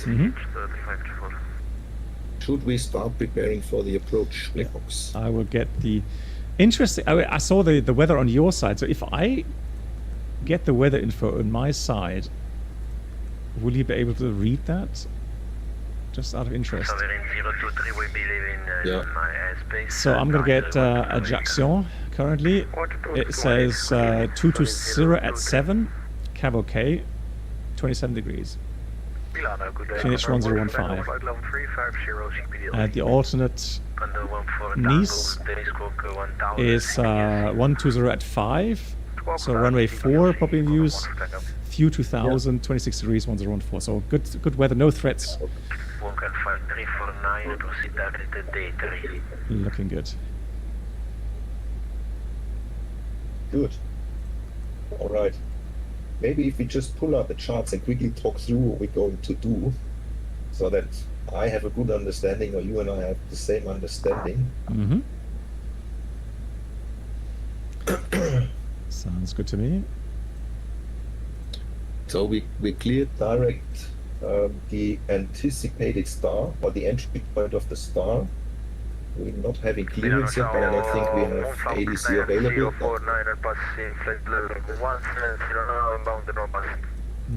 So then, Yeah, no ATC. Tortu, BBF, Laswa, Idol, and the chart says max to 20, below flight level 100 and above 4,000 feet. If we look at the approach chart or approach plate or That might even be a little bit fast at Idol from my taste. But let's have a look. 4,000. So my understanding is then, if we go on the visual prescribed tracks chart, that from Idol, we go in visual conditions, we would fly track 093, maintain 4,000, 2 point Yankee, then we would turn left on track 038 until this what is it, mini peninsula from Aajccio, and from that point we would descend to 2,110 feet. That's my understanding of the chart. Yeah, I agree. And we would descend 022 track, and then a beam Point Charlie. So after 4 miles, chart says max 180 knots to Point Charlie, and at Point Charlie we should be, that's on the lower point, we should be at 870 feet to intercept the Papi, and the glide slope there is 3.7 degrees. Okay. So from the profile, I would say, Idol 4,000, or we can also be above 4,000, maybe 6,000. As from this point in Aajccio, we start descending, and we should also decelerate. Now it says it's 4 miles, so we're probably going to descend, or not probably, we can lose 1,300 feet on a standard 3-degree descent path, and then we would already at the altitude of Point Charlie, so we would... Oh, correction, I'm talking nonsense. We had 4,000 at this descent point, and then descend to 2,110 at 4 miles. That should work out, but I would decelerate probably already there down to, what is it, S speed, and then while descending, configuring the aircraft to flaps 3, and once we initiate the turn, gear down and flaps full. The circle should be around about 4 nautical miles again, if it's a 2.5 mile offset. So we should be really good for 870 feet at Point Charlie. So that's how I would fly it and how I read that chart, but I really want to get your feedback on that, Black Box. Okay, yeah, so you've brought up some really good points. And the 4 miles between where it says descend to 2,100 feet and the turning point of Beam Charlie. Now 4 miles is not much, and we have to lose almost 2,000 feet if you stay at 4,000 feet, right? So my understanding, if you look at the information between Idol and Point Yankee, it says 3,000 by ATC. I would say in real life, the controller would ask the pilots, do you have the terrain visually inside? And if they say yes, then I think they would be cleared down to 3,000 feet. So I think what we'll do, I don't see any control today at Aajccio, so we'll descend, I would suggest, from Idol to Point Yankee down to 3,000. Yeah, makes sense. Yeah, and then it's a lot more, smoother and a little bit less stressful to get down to the pattern altitude, because I really would like you to be able to fly at least like 2 miles in level flight before we do the base turn. Yeah, very good. What I would do, I would insert this Point Yankee and Point Charlie as pilot waypoints. Okay, go. So that we can use them as fixed infos. And let me have a look. Waypoints pilots, here we go. So that one we can delete. That was the go around one. And I would call it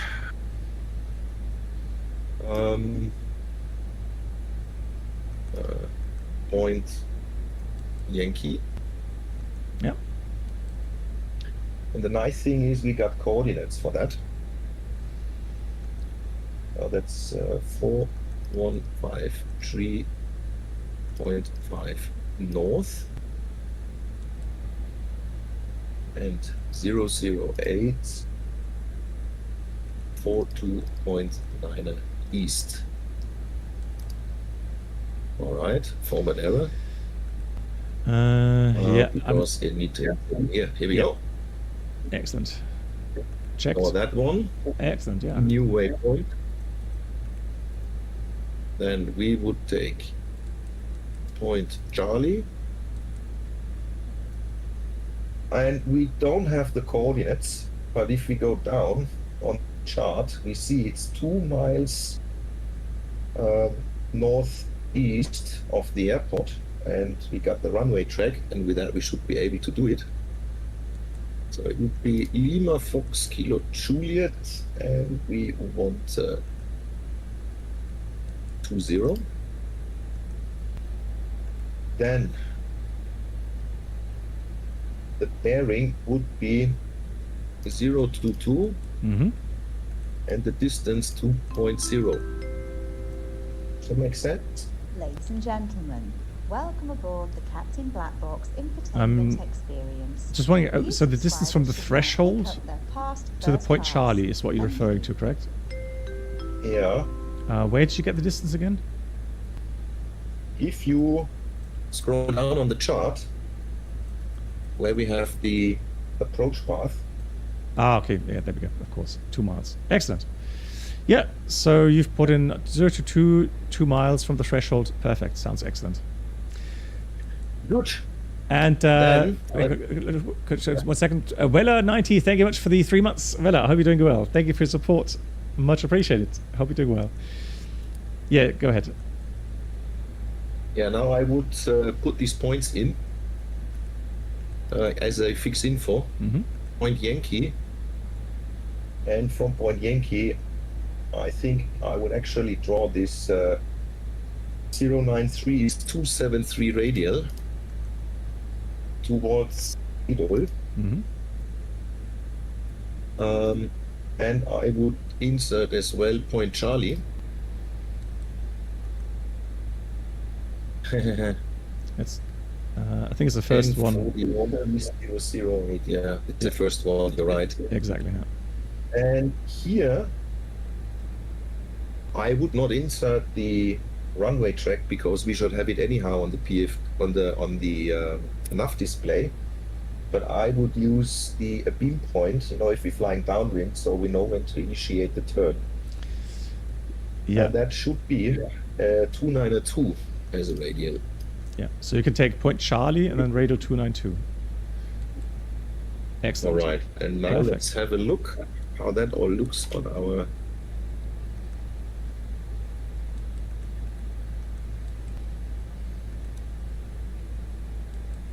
So we got Laswa, Idol, we got then our course towards Point Yankee, then we would fly 038 until, yeah, this small mini peninsula and then turn on the downwind. We know when to initiate the turn. Mm-hmm. And yeah, we should have runway track as soon as we pass Idol on the nav display. I think we should enter also the destination data now. And Yeah. then I'll we call up could start doing the. the flying. Yeah, I'll call up the. Let me just get one more time the latest weather, just in case something's changed. So we have latest weather is wind 220 at 7. Hey Lee, guten Abend, wie geht's dir? And Fischkopf, you were down in Kempten 15 years ago. Really beautiful part of Germany. I agree, yeah, I agree. So 27 degrees. And QNH is 1015. So I'll calculate the landing performance. We're estimating landing weight 67 point, I would say 67.2 or something. Are you going to do a landing flap full or flap 3? Flap full. Okay. This is a short runway, and I think it's better slow here than being too fast. I would have done the same. Also for me. Yeah, I would have. Hey Hawk, I would have done the same. Yes. Always. Brake low, brake medium. let's try with brake low and see what values we get. Yeah. Reverse on, or we can calculate with off as well, and then see what values we get. Pilot V approach, I would say with these winds we don't need any pilot V approach, do we? No, that's fine. So just the 5 knots additional from VLS. That's Yeah. fine. Yeah, I got a 276 meter margin. Yeah, got the same. Yeah, and I agree because we cannot get off the runway earlier anyways. So we have to get off right Go at to the the end. end. Yeah, so I fully agree. Perfect. That's perfect planning. Yeah, full length. All right. Yeah. On the chart, just to complete our inputs in the approach page, it also says there is a minimum descent altitude of 4,000 feet. Should we put that in? Yes. So officially, it's one of those. It's one of those questions. You can. I don't think there's anything wrong in doing that. The thing is, though, it's not officially a minimum. It's because there isn't a IFR procedure coupled with that. So we're just on a star. So you don't know. You know, for me, minimum means you go around and there's a go around procedure. Yeah. Yeah. All right. Top of descent is coming up. Yeah. Black box. Yeah, descend. I think. Let's have a look. Save. Well, we can descend a level 100. Yeah. Here we go. And I would go manage descent. Yes. Or actually, let's have a look in the flight plan what altitude and speed it says at. What is it, Idol? Yeah. No, it doesn't have anything in there. It says 152330. Yeah, we can go managed. Yeah. So So descent, I blue flight level 100. is checked. So yeah. So again, I wouldn't really put in a minimum in this case. Because it's not an instant approach procedure, and things can get confusing. So really what would happen if you are at IDOL? I mean, first of all, ATC will never give you the VPT alpha because they know the conditions. They know if the the seating is good enough and the visibility is good enough to fly the VPT alpha. So so if anything, if I say on the way, let's say I'm on the way to IDOL and I don't see the runway and don't see the terrain around the runway, then I would say, sorry, unfortunately we're not visual. Then ATC will give you radar vectors back to an approach fix. They would ask you what approach you want to fly, and then you would replan, rebrief, and then ATC will give you radar vectors for that.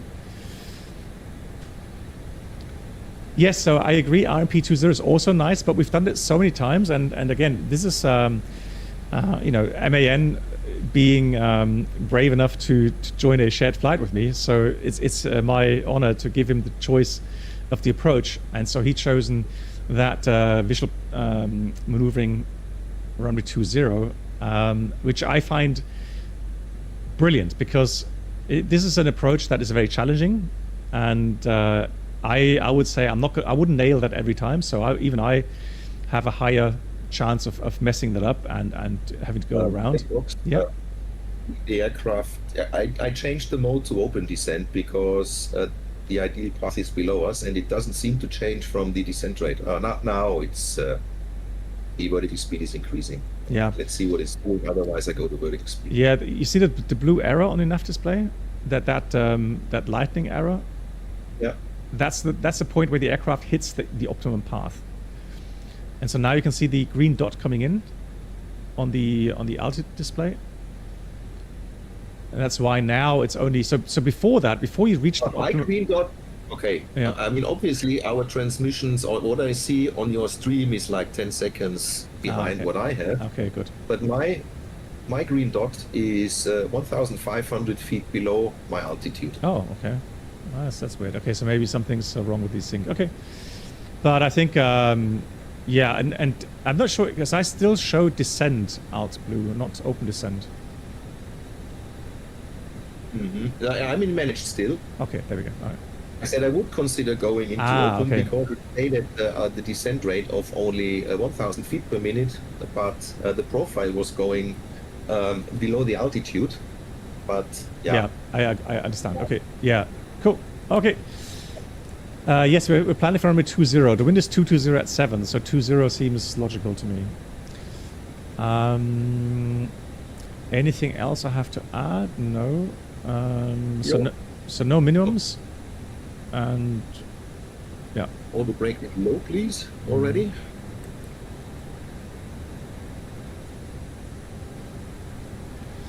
So status is clean. No systems broken. Despite the APU. Yeah, that is though. So after landing, I have to remember that I don't turn on the APU. That's a very hard challenge for me.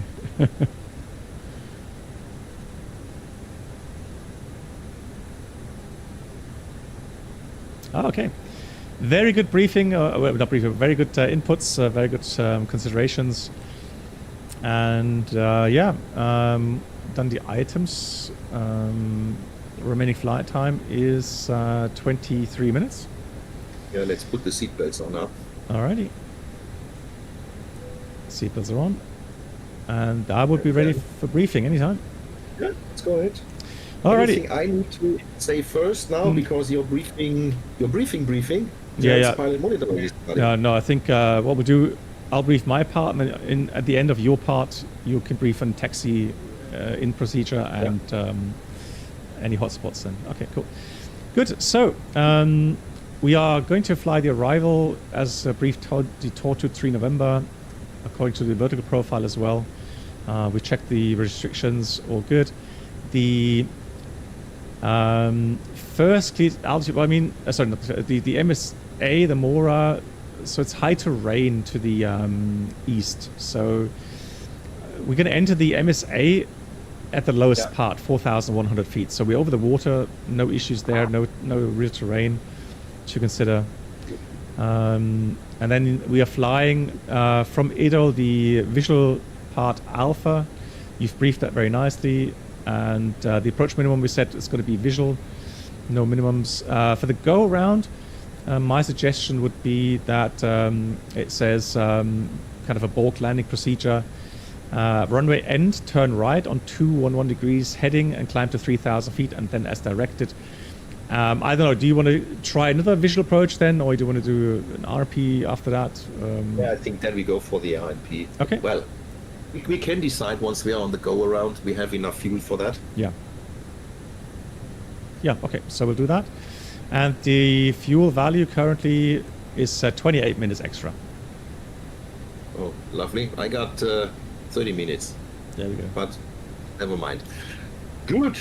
Yeah, guidance for the approach. So we're gonna fly the visual alpha to the runway 20 with the prescribed tracks. So we're gonna descend down to 4,000. We aim to be at 4,000 at Idol. Then decelerate the aircraft. So I would activate the approach phase latest at Idol. Then we descend to 3,000 on a 093 track to Point Yankee. We turn left on a 038 track. And then once we reach this mini peninsula at Aajccio, we turn on the downwind 022 track and continue to descend further to 2,110. We should reach that on the beam point of Point Charlie, where we then and I would configure until non-standard config 3 and aim to be at, is this F speed? It's F speed. Once we initiate the turn, we go gear down, flaps 4. We perform the turn, and then once we approach Point Charlie, we should be able to see the puppies. And yeah, it's a steeper approach from Point Charlie than with 3.7 degrees than normally. So landing flap setting is flap full. The stop margin we have is 276 meters. I will use idle auto thrust, idle reverse thrust we've calculated with off. I would also, once we can judge our deceleration, deactivate the auto brake and go manual braking so that we make it nice and smooth to the exit at the end of runway 20, which is called, give me a second, Alpha. Then the taxiing, I think, is very straightforward. We go Alpha Tango, which is actually the same taxiway, and then to one of the stands that we get from ABC on the left. Nice thing about Aajccio, we have a demanding landing, so no hotspots on our route. Special operations, again, is we have no APU available. And non-standard, again, we reconfigure the aircraft differently, only lower the gear after config 3. Threats, we're going to fly a visual approach, so we need to keep visual reference to the airport at all time. We have high terrain to the north, to the south, and also to the west of the airport. Also, we need to keep good visual reference to that. And if any one of us doesn't feel we can make it down safely, then we abort westwards, remaining visual track to the sea, and then sort out with ATC what we do. That would be my briefing. Don't know if I forgot anything. Yeah, so the missed approach actually does state 211 degrees. So after runway end, then heading 211 degrees, climb 3000. Yeah. Cool. Special threats now. I can already see the coastline, so I think we will be visual with the runway there I agree. So that should be no factor. I agree. If anyone doesn't feel comfortable and thinks the approach is getting unstable, below 1,000 feet, we'll just go around. Also, if it's okay with you, I will give you some inputs because I sit on the right-hand side. I will tell you. I think we're high or low or whatever. And again, it's no criticism. It's no backseat flying. It's just some inputs. Okay. And I will try. My plan is to switch off auto thrust and autopilot at IDOL. So we would go then track FPA, and I would ask you to follow up on the tracks we have on the chart. I try to announce them so that we also have a reference on our PFD. Excellent. And on our nav display where to go. Excellent. Excellent briefing. What's the transition altitude here? Let me just check. Flight level 50. Okay, so let's clear us down to 4,000, QNH 1015. Right. 4,000. And we continue manage descent. QNH 015. You want us to change over to standard already? Yeah, we'll go 15.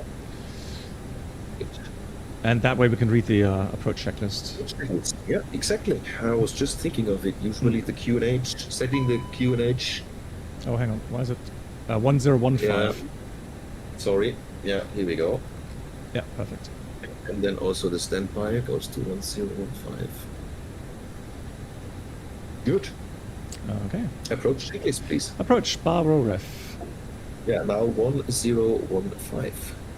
1015, 17,500 feet now. Checked. And seatbelts. Seatbelts on. Minimum. Yeah, no minimum, we visual approach. Yeah, auto brake. Is low. Engine mode selector. Is norm, and we stay norm. Approach check is complete. Very nice. Right. Now we got time to enjoy the scenery. Yeah. What I will do, black box, I will also take terrain on the nav display. Yeah. Whether I don't think is a factor, so we both can stay on terrain. Good. If that makes sense to you. Absolutely.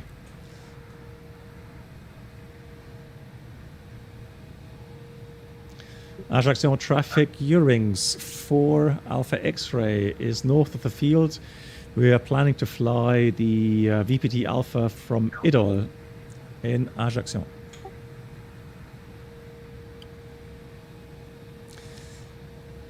So And there is two more things, black box, we need to do.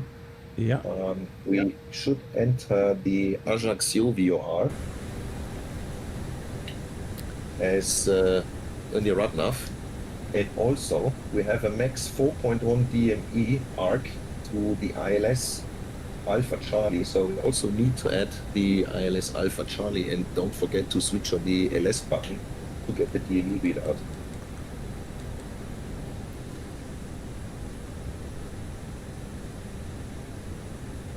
Roger. Let me just get the chart up for the ILS.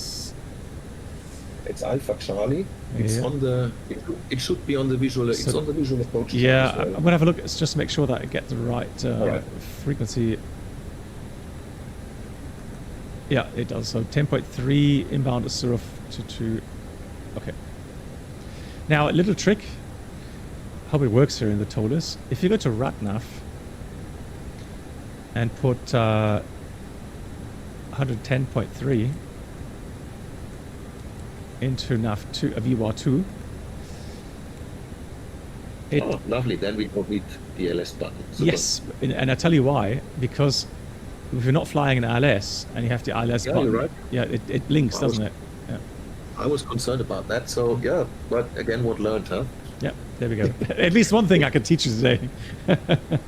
Good. And we can clear out Alpha Charlie from the LS in the RADNAV page. Roger that. Oops.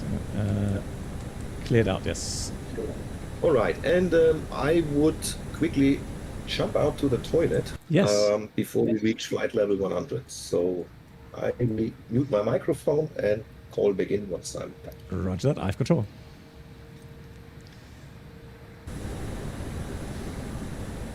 Nice. Yeah. Fantastic briefing, man. And the preparations.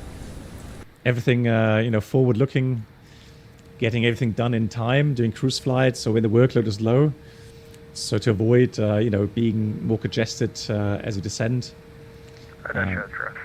Very nice. Well done. 135, planning the RMP runway 02 in Aajccio. Okay, so he's doing the RMP. Correction, RMP 20. Yes, I've got Richie ahead of me.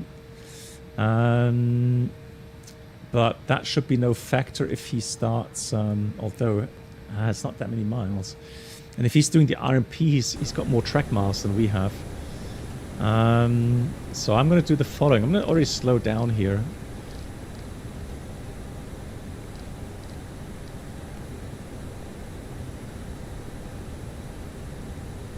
Yeah, just to make the 4,000 at Idle. The traffic behind me is the Austrian. And Eurowings 4 Alpha X-ray, just as a heads up. I'm going to start slowing down now to get some spacing to the aircraft ahead of me. And I can see the aircraft behind the Condor. Make sure that you don't get too close. And again, we are flying the visual circling, which has less track miles. Alright, I'm taking Cockpit. Okay, Roger. We'll down to what speed are you maintaining roughly? We're slowing down 250 knots at the moment. Roger, then Connor 120, also slowing down to 250 knots on the RMP 20. And I'm back in cockpit. Yeah, hi. So I checked there's an aircraft ahead of us. Rich. 1000, and then I'm gonna make the turn at Eagle, and then try the keel. Flies the RP. Yeah, I'm not sure what exactly he's flying. Rich, if you read, if you can hear me over the stream, can you just type in chat what approach you're flying? Yeah, just to make sure that we have a bit of separation from him. And then the aircraft behind us, the Condor, I coordinated with him. He's also slowing down. Can you give me a 40-mile range now, please, on the nav display? Yeah, sorry. Oh, good. Perfect. Two things to consider. On the progress page, I would enter Lima Fox Kilo Juliet to 0, so we have a distance to the runway once we are on runway track. Yeah, I will do the And same. other than that, should we enter NSA? No, No, because No. then I think the display gets a lot too cluttered. We are visual, so exactly. should be Exactly good. that. Yeah. Exactly that. But in general, I'm a fan of these lines. But as you say, it's already pretty cluttered, and then adding more lines will just add some confusion. And like I said, we are visual, so there's no need. Yeah. Cool. Right. So Okay, vector arm, copied. 240 knots. Cool. Yeah. So I just said as you went away, I said, wow, what an excellent briefing you made, and also the kind of forward-looking thing that you have, meaning that good deal before top descent, getting weather, inputting all the data, checking data, then do the briefing, because those are the phases. We have a low workload, and so then you've done everything, including the briefing, and then you can concentrate on the descent and actually flying the aircraft, which is great. and I did fly 2 times, but the first time ended in a go-around because I was just not adopting the descent rate after Point Charlie, so I came in much too high. Yeah. Despite all the preparations that I did also on my own, like we did now. Yeah. But yeah, you're absolutely right. I mean, it gets quite stressful, and things are coming quite quickly after we pass Idol. So, yeah. Yep. And again, the briefing was quite easy because I flew it before. I need to admit, I trained it. Oh, so good. I did it 2 times. I would expect you to do so. And actually, the charts even say, if you read through the charts to the airport briefing, they say for these approaches you should do simulator training before. Yeah. So for good that's what reason. we've done. Yeah. Here we go. Excellent. Cool. So descent 4,000, I said, and then energy management according to your pre-planning as you like. Exactly. And I will ask you to put in altitudes and tracks and also speeds. So just to give me some visual cues where I should be. Perfect. I will try to do my best. I think we stay in managed speed. Also, I will be flying manually, so we have the cues that the aircraft is calculating, and what I've briefed, which was S speed and F speed. After Idol, which is the next waypoint, we would go, as my chart track 093, so follow the dashed line towards this point Yankee, and after that, after point Idol, please change to track FPA. Roger that.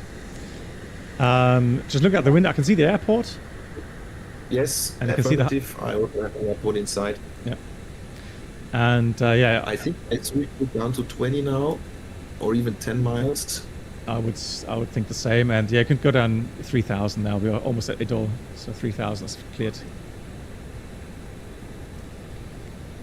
And we don't manage speed because we are. Yeah. I think I will use the speed brakes now, and I will go open descent. Perfect. I'll just make a call. Because we passed the deceleration point. Yeah. Aajccio traffic, Eurowings 4 Alpha X-ray is overhead Idol. We're joining the visual circling Alpha north of the field, runway 20 in Aajccio. Okay. So please turn in altitude and track and check to your flight directors off, please. Bird on. Thank you. Okay, I'll set the track to. I will fly a little bit more to the east because we are left of the ideal track. Okay.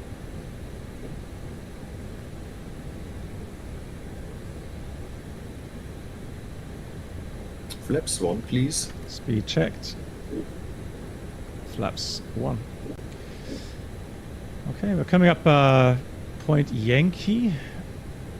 Yeah, we want to be there at 3,000. As we are visual, I keep on descending.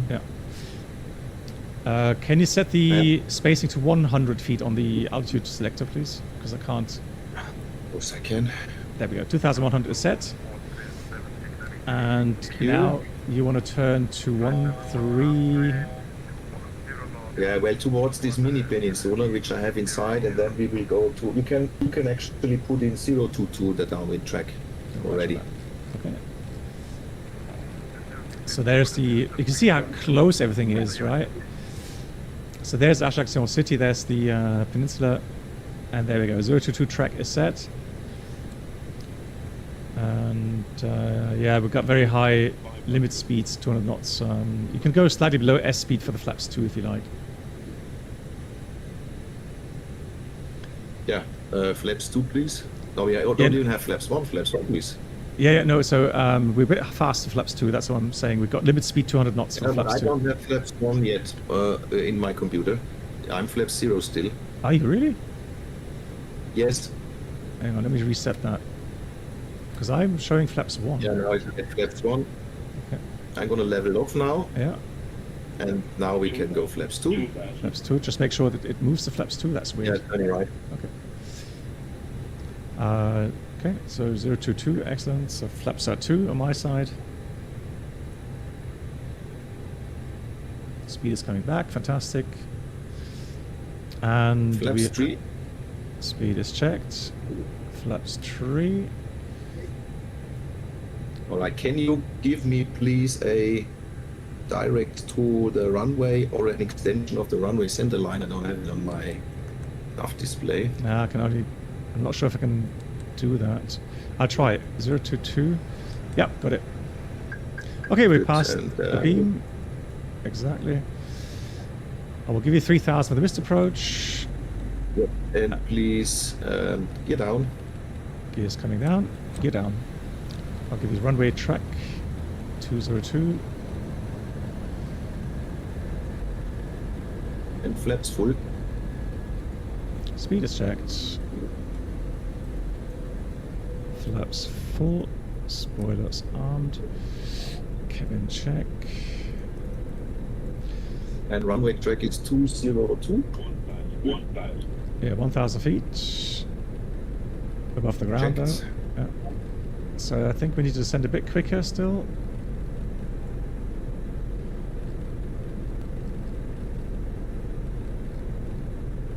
.202 set. Yeah, looks a tad high still, but keep coming down. We should be fine. 1,000 feet per minute, I think, is good. Landing checklist. Yeah. Memo. Landing no blue. Landing no blue. Oh, you actually disregard. You're on path. My God. 2 red, 2 white. I don't know how you do it. I honestly don't. Wow. Svenja, hello to you. Clear to land. Yes, and now we have a higher descent angle, so let's see where we come out if 1,000 feet per minute are enough. Yeah. But it should be. I need to decelerate a little bit. Yeah, if you go slightly below 1,000 from time to time, I'm not going to make a call out. I'm just going to. If it goes past 1,200, I will make a call out. Aajccio traffic, rigs 4 Alpha X-ray short file on runway 20 in Aajccio. Yeah, slightly low. Correct. Disregard GWS. Yeah.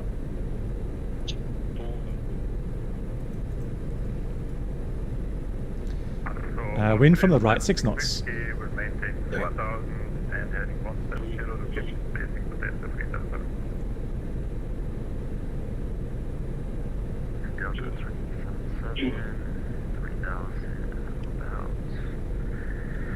Nautical miles from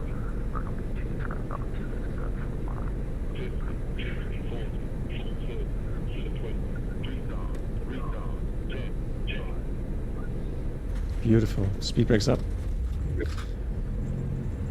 Reverse are normal. Decel.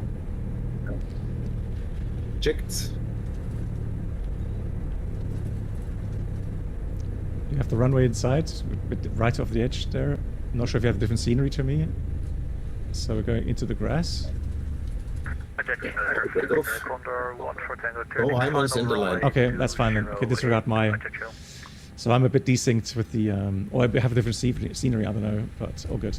You text on according to your screen, that's fine. Okay, reverse is still open for me. Sorry for that. Reverse is stout. Yeah. Oh, okay, now I'm synchronized again. Okay, now we're back on taxiway. Cool. All right. Wow, what an approach. Wow. We need the brake fence, please. I can hear the passengers clapping. After landings? That's what I got. We forget to set the lights. That was my items, I guess. No, you can say, yeah, tell me to do it. If you want to concentrate on taxiing the aircraft, it's fine. Alright, so no APU available, Captain. Yes, sir. Black box. Radar PWS is going off. TCAS is going off. And flaps My are up. items. I don't know what is my items there. No, you just taxi. The only thing you would say is after landing checklist. Yeah. Easy peasy, lemon squeezy. Wow. Well, I mean, that's like a textbook approach. I thought honestly initially you were too high, but no, you were bang on. I'm speechless. I don't think I would have done it that well. Well, again, I mean, it's the first time I was too high. So, and I tried it the second time, and I really thought about my strategy before, and I did it like I did it the second time before, and yeah, it worked out. Yeah. You want to park here somewhere? I was brave enough to do it fully manual, so manual thrust. Excellent. You want to park here I'm somewhere? sweating now a little bit. I think we park on 8, shouldn't we? Okay, excellent. All good. So just see the next aircraft landing.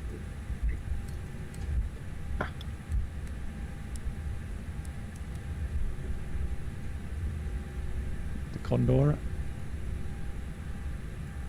Nicely down. Well done. Cool. Lights are off.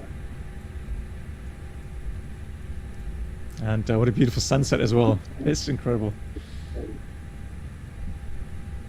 How did we do that timing-wise? Oh, you set the clock to the beautiful time. Yeah, that was a pure coincidence. Aajccio traffic, Condor 1 Tango on the runway. Hey, Mimesis, yeah, it is. It's again. It's so much more fun to fly a shared flight. It is. Cool. Very good. So we should ask for ground connection. Yeah, here's ground. Go ahead. What can I do for you? Yeah, setting external power, please. External power is on. And chocks. And chocks stand by. Yeah, chocks are on. Very good. And Aajccio traffic. External we power can is release on. the brake. 0 in Aajccio. And I would turn off the engines. Yeah, I would wait with the parking brake off until the engines have spooled down, because Alright, you never know how strong the chocks are or how well placed they are. Yeah. Good point. Okay. So here now Alright. the weird thing is so here I think I'm not sure who the fuel pumps does, but normally the co-pilot says cabin crew all doors in park when the engines are spooling down, and then he actually does the seat belts and the beacon light as well. Okay, sorry for that. I think so. I have to check my books. I mean, it's been a while since I've flown the 320, but if I remember correctly. Right, so Right, then, parking checklist. parking checklist. Where's my checklist? Hang on.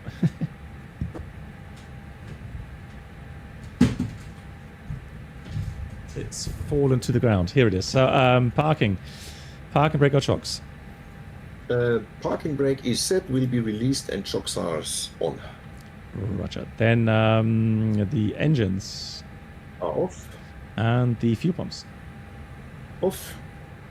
And that's the parking checklist completed. What about the wing lights? I've- They're also off. Well, I know they're still on the checklist, but we've taken them out IRL, so I should Alright. try to change that as well in the checklist sometime. All right, so I released the parking brake, and how are the brakes doing actually? Oh yeah, they're very hot.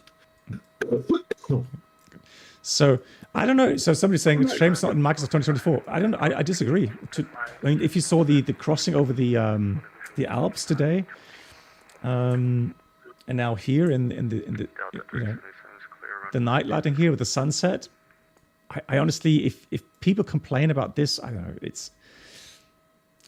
I can't complain here. This is just absolutely beautiful, and the aircraft handles so nicely. Shared flight. What more could you want? It's just brilliant. Cool. MAN. Debriefing. Man, I expected a lot from you, but you still surpassed that. That's all I can say. Well, the point is, the question we must raise, was this luck? Well, it was surely trying it out 2 times, and the Toliss flies nicely, also manually, not that twitchy as all the FS 2024 aircraft. The question now would be, how repeatable is that? Sometimes you're a bit lucky, and yeah, but I don't know. But this is something, just like in real life, because even if you've done the approach before, it doesn't mean you're going to be able to do it exactly the same. Simply because the conditions will be different, with different wind, whatever. It's just a different day, and then even though you've nailed it the first time, you can still screw up the second time. It's less likely, yes, but there's no guarantee. But it seems like the practice you've done, perfect. You've learned from that and just executed a perfect approach, really perfect. So if we would debrief normally, I would say, well, it became a bit hectic around Idol. So I turned a little bit late. I think you were engaged with the chat, but we recovered quite nicely. Mm-hmm. And I think not a lot to say. Really, not a lot. How do you always say? Not so much to write home about. No, if anything, I would say this was so close to real live procedures and real life performance. Again, impressive. That's all I can say. I'm really impressed. I know that you do a lot of flying, and you've been on my streams for a long time, and you've flown a lot on those streams. And like I said before in the beginning of the stream, I've witnessed your landings, I've witnessed your approaches. It doesn't matter how challenging they were always spot on. So again, great job. And CRM-wise, I've already spoken about how I like the fact that you announce the things that you do in the flight deck, meaning, if you delete anything out of the MCDU or enter anything in the MCDU. The briefings, excellent. The pre-planning, the execution, the help us with the fix info and the fixed lines, and wow. Again, I think the people that watched and the people that are watching the video on demand, there's so much they can learn from that. So fantastic content, I can say. Yeah, thank you. And who was my teacher? I was just going to ask, is there anything that I can improve on? Is there anything that you found distracting, apart from chat, not, of course, but that's something in streams? No, nothing. All good. I was speaking up, like you said, when I felt we need to do something. Apart from that, all great. Felt great to have an experienced pilot next to me, where you can talk through the procedures, do you read the charts correctly, and all that kind of stuff. So I'm excited about the second leg. Yeah. If you still want to do it. Yeah, absolutely. And now I'll show you how not to do things. I don't know. I'm under pressure now. I'm under pressure now. I have to really perform. I mean, because I know that you'll be watching. Although, I tell you what, MAN, I think it's going to be a great lesson for you as well, because you've never been a co-pilot, have you? No, I haven't. So, interesting. Exactly. So the interesting thing for you will be as well, when would you say what? Or when would you start correcting me? Or when would you say, I think you're a bit high or something, right? I'll be interested in your feedback after the flight, once that's done. But that's something you're going to experience now, which is great. Yeah, absolutely. And I need to say it was really, really great fun doing that. Having some flying, some chit-chatting. Really great. Enjoyed it a lot. That makes me happy. Thank you so much. Cool. Have you already made a flight plan? Because otherwise I will do one now. I did nothing. You're piloting command on the second flight, so I was relaxed. You just said we're gonna fly to Marseille. So I did nothing, and I would need maybe a 10-minute break now, if that's okay. That's fine. I will get the flight plan ready. I'll talk to chat, I'll see you back in a few minutes. Yeah, super, and thank you so much. My pleasure. Thank you. Hey Yoda, hello to you. Sorry for the late call out, Yoda. Hope you're doing well. Have you been cycling? Of course you have. Silly question, right? But yeah, again, wow, what a performance. I mean, there's so much you guys can learn from this. Incredible. Really, really nice. I'm gonna make a flight plan now. So we are staying online. We're staying as it is, although I have to disconnect from VATSIM for a few seconds to get the new flight number in. But yeah, we're gonna do the second flight. I'm just gonna dial back the. Although no, we're gonna leave the time running. I'm gonna do a night approach there. Yeah, so Philip, the official shared flight is available only on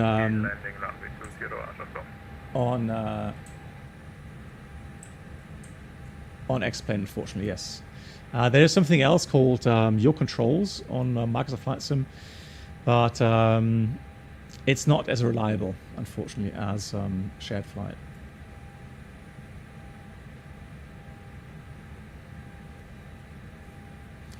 Okay, there's the Austrian coming in. Let's watch his landing. I'm not sure if we've got a scenery issue. Long flare there. It could be a scenery issue thing. 400k kilometers. Ah, okay, so that was a bit high. Let's watch it go around. Oh, come on. There he is. Good decision. Yeah, he flared a bit high, it looked like. So it's a good choice. Oh, nice. Another flight. Hey, I love the fact that so many people are flying along.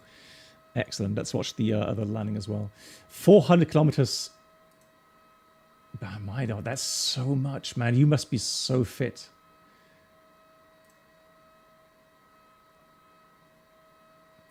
Yes, of course. The graphic setting. Yeah, let me just... yeah, let me just go now before we go. So here we go. Make a screenshot if you like, lights.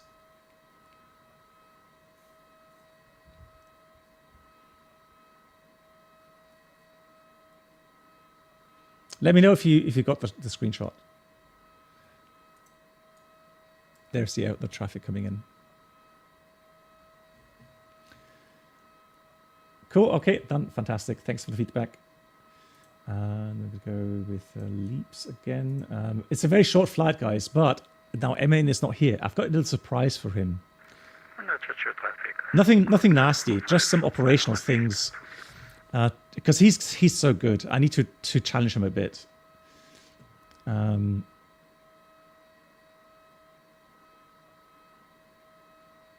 Peter, thank you so much as well.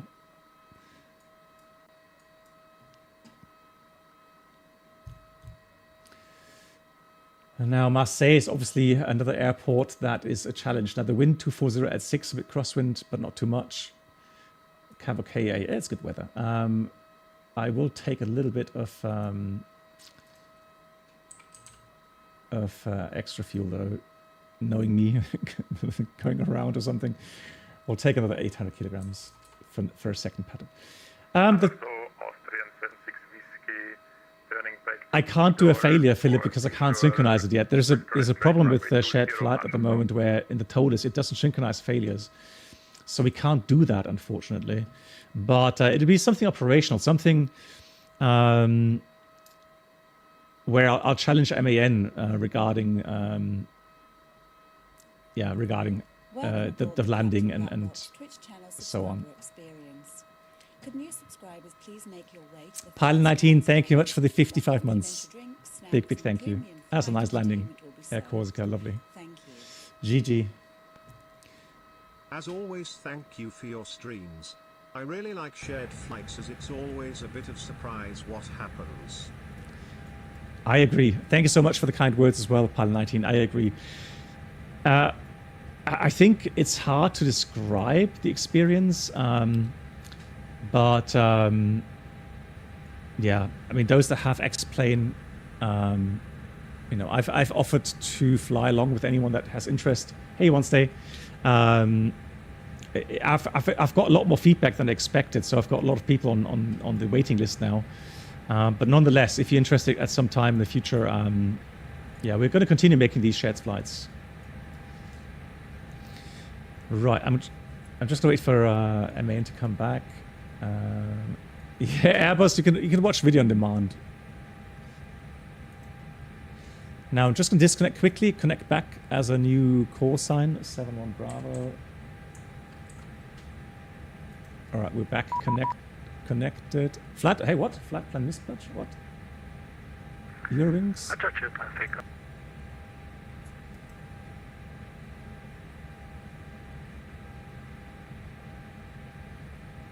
Huh? Oh, I haven't filed it yet. Oh, yeah, I don't want to miss the... Like I said, I'm fasting, guys. I'm sorry. It's the 4th day of my fast, so my brain is not on top notch at the moment. It takes me a bit longer to realize things. Peter, not yet. The thing is, Peter, the problem is it took so much. It took so much work, and I don't really want to open share it because I mean it's more for people here in the community. So I'm happy to pass it on in the community, but not in general publish it on my website. I can retire now. MAN takes over. Yeah, Fishkop. He would definitely get a recommendation from me. Absolutely. Svenja, how are you doing? Nice to see you. And Svenja, I hope you're doing well. So let's see. Where's the traffic now? He said something downwind. Oh, there he is. Okay, so he's on the downwind again. Aajccio, Austrian 76 Whiskey, right downwind 20 Aajccio. Looking good. Look at that. Lots of aircraft. Lovely. Good. So what I will do, I'm going to wait until MN comes back because although, I mean, I can start programming the MCBU. Now, he did do a route uplink. Now, I'm not going to do that. Oh, sorry. The question was, where are we flying to? To Marseille, France. A very interesting airport. Also with a nice, interesting approach. And it's only a short hop.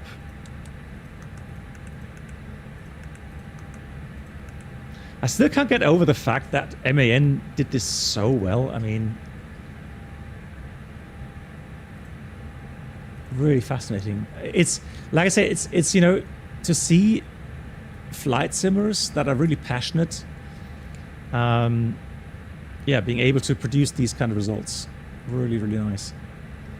I've got Lyon as the alternate now. The flight number is oh, hang on. Do I need to make a new flight? Okay. Although, not really. I'm not sure if I leave that.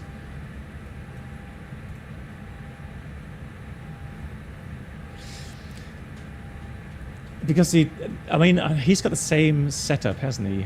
I'm going to wait for MAN for a few seconds because it will be better if we disconnect again and then reconnect on a shared flight. But then we have to make sure that we have the same aircraft state. Hey, Howard. Thank you. Now, what I will do, though, I'm going to make it a safe state.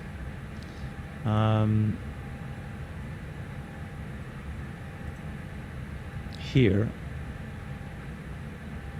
So I'll make... oh,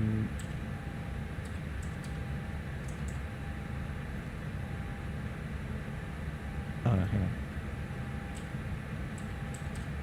Aajccio, Austrian 76 Whiskey, right base 20. There you go, so 01. Just in case something goes wrong, we have that. Right, next approach again from the Austrian. This time looks good. Yeah, that looks like on path there. Nice.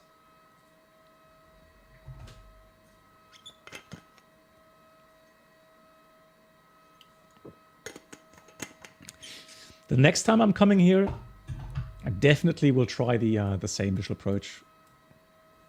I kind of chickened out the last time because I thought I'd rather fly the RMP-20. So again, hats off to MAN.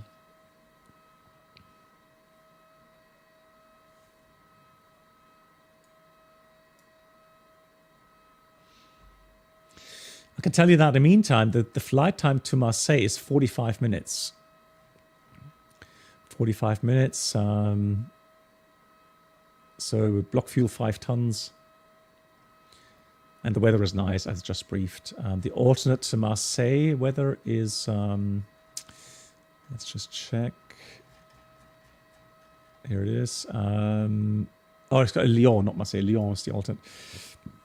Cap OK as well. So beautiful high pressure weather. No threats whatsoever. Very nice indeed. All right, I'm back now. I'm just watching. I'm just watching the landing from the Austrian. Yeah, perfect. I think I will need to do some unplugging here, so that I'm not disturbing you. So I need to turn off the captain's AFIS. Yeah. So give me a second. So can you have a look on my MCDU? Can you see the init? Lima Fox Kilo Juliet to Lima Fox Mike Lima. Yes. And then the alternate is Lima Fox Lima Lima, and the rest is boxed. Yes. Okay. So I've made a save state. I would ask you to do this. Yes, please. So in the Toliss interactive simulation system. Yeah. And then startup situations. Exactly. And then today we got 24.0 and 25. 2040. Yep, and it's safe. Perfect. Okay, so I will disconnect from shared flight. Yeah, go ahead. I also need to change my MCU to Copilot. Yeah. So just let me know once disconnected, then I'm gonna do my disconnection magic. Yep. So 776 whiskey, vacated runway 20. Yeah, that was a nice landing this time from the Austrian. I need a few more seconds. Oh no, I should not sim.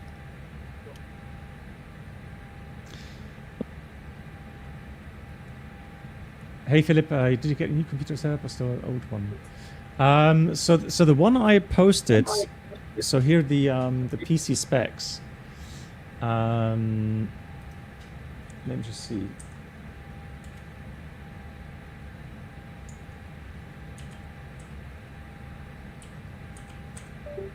It should just be specs. Hey Dexter. There we go. Those specs there are the current ones.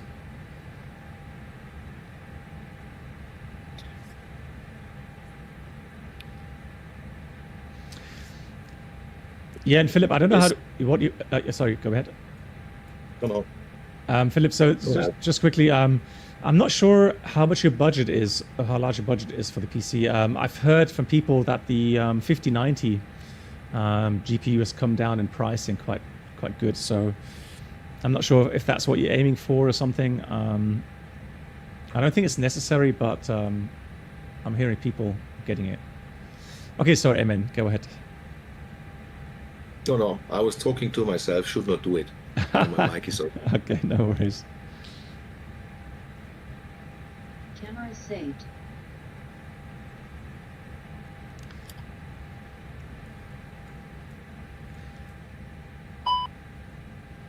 Yoda thinks it's a bit overkill. Well, I mean, if you come from a 30 series graphics card, then I don't see a reason why you shouldn't consider it. I don't think it makes much sense because I think the 4090s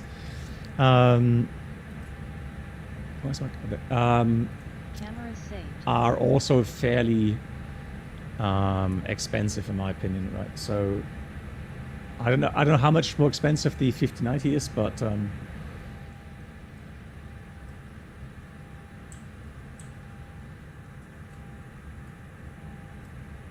I think I'm able to reconnect. Just let me see your AFI setting on the Copilot side. Yeah, stand by. Or just tell me what QNH is in there. Hold on. It is 1015.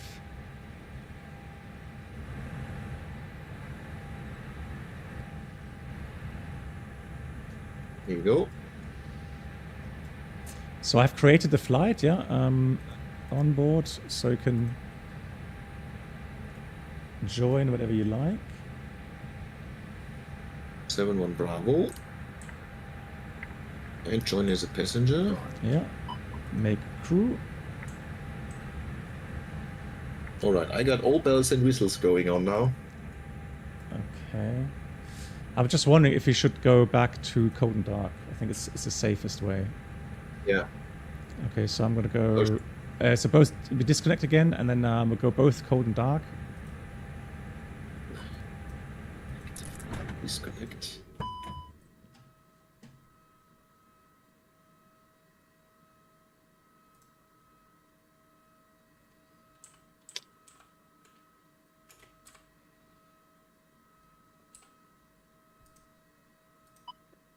Yeah, done. Okay. So, creating the flight again.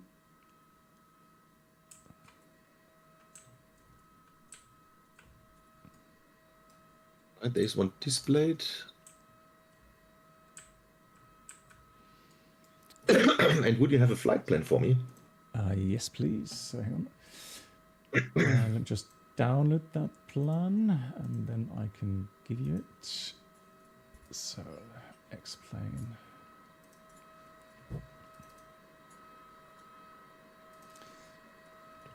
No, actually, I can create an old one. You got the routing in there. Hang on. I'll send that quickly.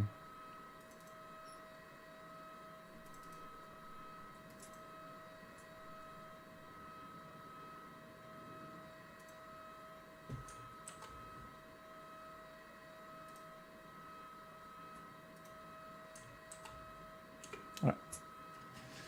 There it is. Very good. I need to download it to my iPad. God. So let's see. Lima Fox Kilo Juliet to Marseille. Perfect. There's the flight plan. Okay, so same procedure. This time you will be responsible for the overhead panel. And I will do the programming. All right.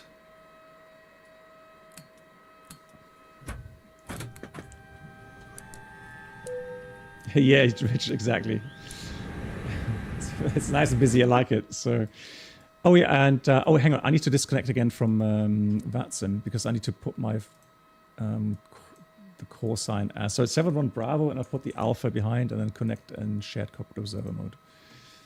You put the alpha behind. Yeah, and you just do Eurowing 71 Bravo, not in connected chat, and then you can connect. Let me know when you connect it, then I'll connect behind you. Yes, connected. Perfect. Me too. Beautiful. So I said to chat as you were away, we'll leave the time as is. It's going to be nice, kind of a night approach. Okay.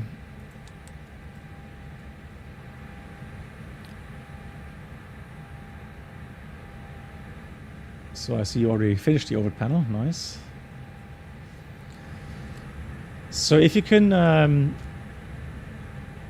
get on your MCDU the init page. It's empty? Yeah, then now I'm going to enter everything manual. So I'm not going to do the init request. Hang on, it's got it already. Disregard, I'll do init request. No, I can't, hang on. Now you fill it in. Okay, disregard. So I'll enter it manually. So the author is Lyon. Eurowings 71 Bravo. Cost index should be 36. 36, thank you. And then cruise level is... yeah, it's very low today because it's a short flight, 45 minutes, 32 degrees minus. Yeah, exactly. 24 degrees here. Proper pause is no factor, but would be 40,000. Yeah, I'll enter it just for practice. And just make sure it's syncing up on your side. Yeah, it is. Okay, second page. Can't request winds now, so we should enter descent winds later, or maybe now. Yeah, well, can we do the load configuration first? So it's on the Toliss control system, because again that doesn't sync up correctly. So I've packed 155 passengers. Give me a second. Very nice. It's moving if you move it. Go ahead. But think magic, and then the only thing I need to do is I think press apply. Yeah. It syncs up the ice, yes. Okay, good. Okay, so load the settings. But the thing is this, so block fuel, I have taken up 800 kilograms as well. So it would be 5.0 block fuel. So we got, so the 4.7 is already including the 800 kilograms. Yeah. See it. There's extra fuel, yeah. Okay, so I'm going to go out the Toliss interactive screen, just make sure it's still there. So 61720. 61720, 28.40 fuel weight CG, and 5 tons block fuel. Yeah, so do me a favor, can you close your Toliss interactive control system? Yes. And then reopen it. Just make sure it still has those values. Yeah, give me a second. I've removed the keybind. 61720 kilograms, 28.4 and 5 tons. Yeah. Perfect. You look good. Excellent. So that's what I'm going to enter. So 61.7. CG is 28.4.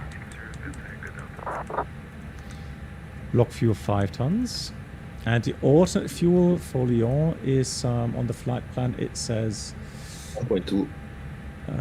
It's 1.2 plus. Yeah, 1.2 exactly. Okay, 1.2. Perfect. So we have about half an hour. It says here extra. Yeah, I haven't finished the routing yet. So good. Departure runway 20. We are expecting the T-01 Romeo.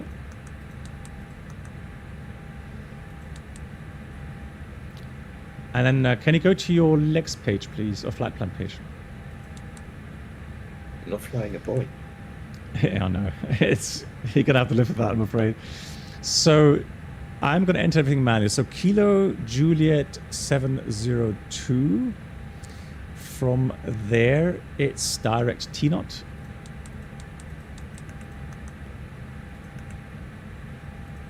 Insert. Yeah, that has done. Actually, disregard. It's already disregard.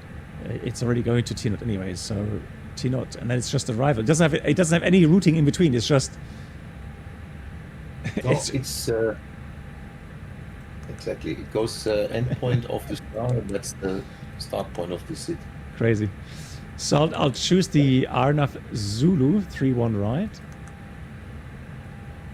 And then we're doing the T-01 Lima. And approach via. Now I need to check the charts.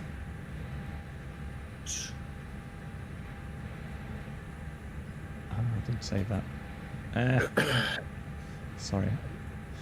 Let's quickly change that. Viewpoint. Just trying to rebuild it on my Navigraph app here, so that I have the charts available. Yeah. Fish cup, no. Honestly, I'm not capable of doing that. My energy level doesn't allow that. Apologies.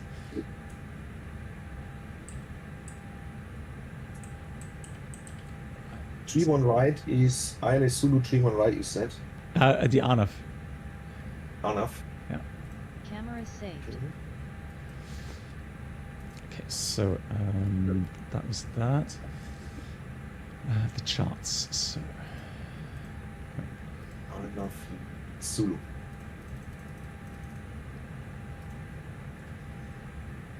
Good.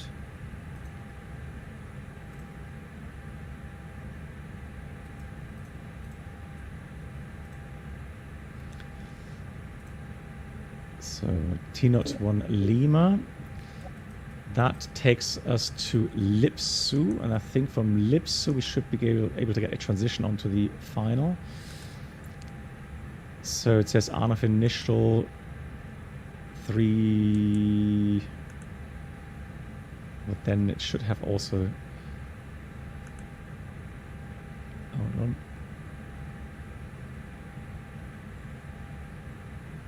Yeah, RNAV initials. There we go. So the RNAV initials, 31 right. So that goes from Lipso, yeah. So Lipso it is. Basync, you received a Thrustmaster.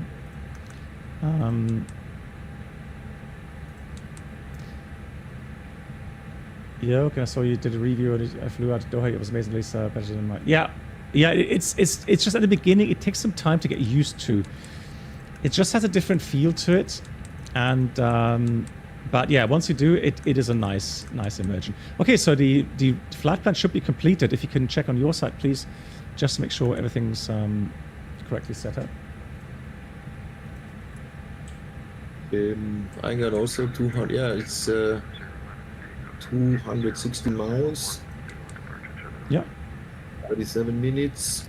Yeah, looks like perfect. Excellent. Okay, so I'm just entering the acceleration. It's NADP 1 this time. And the engine out 1600, just because I have the chart open right now. So, at A page, B page, flight plan page, RATNAV for the departure. Let's have a look here. So, Kilo, Juliet. And,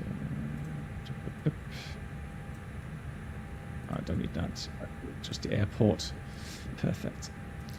Then we set departure. The 1 Romeo. Total 1 Romeo. It is, so it says climb heading 202, bearing 420, bearing up to 420 feet, then turn right, direct Kilo Juliet 701, 703, max 220. And then to Liblo between, above flight level 105. And then Tortu, high terrain, obviously there. I'm going to put in 110 as the first altitude initially, just so that we're safe. Oops. Can you just check your departure plate? That looks odd. Is it T-Note 1 Romeo? Because that's what's in the flight plan in the MCDU. Yes, that is the correct chart. T-Note 1 Romeo for me is 220. 202 track until 420, then turn right Kilo Juliet 702, and then direct T-Note.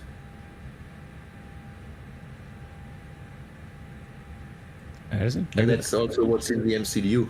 Yeah, so, but hang on, is that on your chart plate?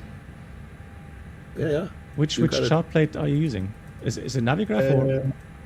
Yeah, I got Navigraph 10-3 Bravo. Okay, that's a bit weird. So if you look, that doesn't work. Yeah, but so it's T-Note. Oh, T-Note 1 Romeo. It's just a test, and you passed. Yeah. Mm-hmm. I'm just saying, my brain today is just not up to scratch. But there we go. That's another good example why you should very strictly check what the pilot flying is saying. Excellent. Good. Yeah, you passed that. First test passed. 702 T-Notes. I got 27 degrees here in the room. I really don't need it any hotter. Really? Oh, wow. Okay, no, I've got like 24 and a half, so I'm happy. Still is going to be... Oh, wait, initial climb clearance 3,000 actually says here now, so 3,000. Oh, wait, and can you do me a favor? Can you set the... Oh, no, I can do it. No, it jumps back to 100 feet. Can you put that to 1,000 feet? Thank you. Oh, 3,000 is. But at least I can now select my own range ring. It's perfect. Do you want me to disconnect my FCU? It would help, probably, if it did that. Yeah, I mean, no issues with that. Excellent. Let's see what happens.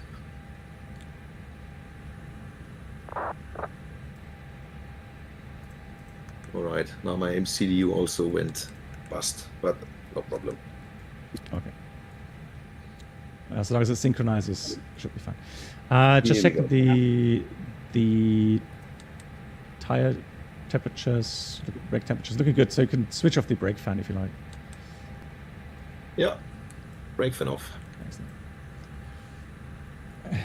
Okay, so for the RATNAV, I've set Aajccio just as a backup, but we don't really need it.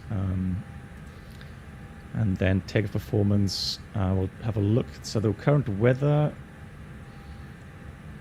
let me just check.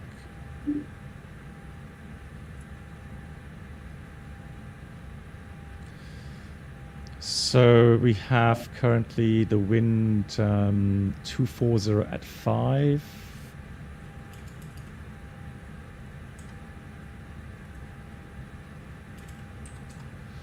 Runway 20, temperature 25, it says. I'm going to take 26. Condition 1015, I'll take 1014. Dry, anti-ice off, takeoff weight. 66.5. I agree. 66.5. CG 28.8. is checked. Flex set, config automatic, air conditioning off. Compute. So I have with a lower V1 a good stop margin there. That's fine. I'll take that. Yeah. Good. So I have values config 1 plus F, flex 74.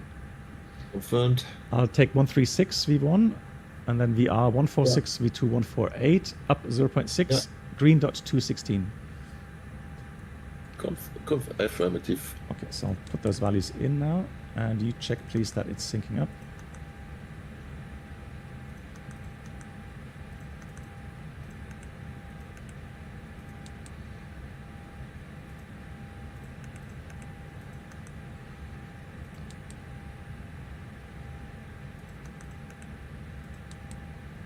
Yeah, it does.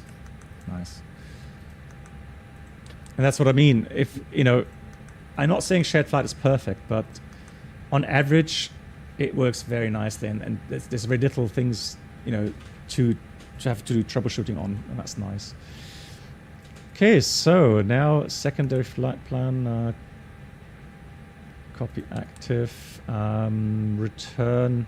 Now the wind would allow us to fly the ILS approach back again. Yes. 8 knots back, tailwind, that's okay. I think 10. Is 10 knots the limit? Yeah, 10. Well, nowadays it's 15 actually. All right, so yeah, then we're not gonna bother with the visual approach to runway 20 if we need to come back quickly. Yeah. So I will put in the ILS Zulu 02, no star, no via. For the engine out, it's a direct out again, 202 track to 15 miles. Now I'm not going to bother with the secondary on that. So I have my return flight plan. It's Lima, Fox, Kilo, Juliet 20, 202, 15 miles. And that is for me the preparations completed, if you're happy with that.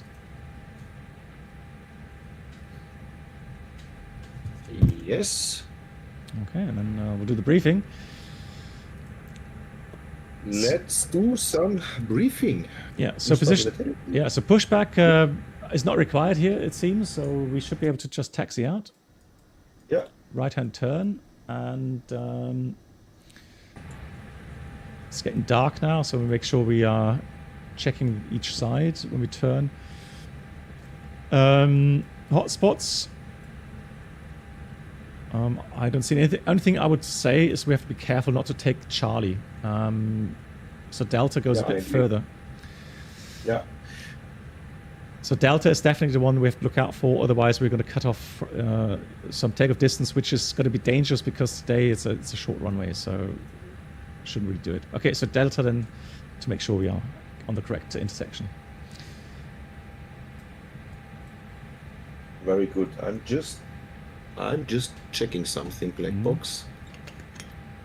Do we see on our takeoff calculation if we need, well, we should be backtracking after lineup. We don't really see what's the distance that is calculated. No, it says here 2,429. My chart says from runway head 2,300, and maybe for convenience of the other guys, we make a intersection delta takeoff, which would give us 2,033 meters of takeoff run available. Okay, let me just check that. You agree? Let me just check that. That 2429 minus 2033. Let me quickly calculate that for you. Mm-hmm. So we got 2429 minus 2033. So we should have a intersection takeoff 396 meters. 396. Okay. I'll just find the infos there. Okay, so 39.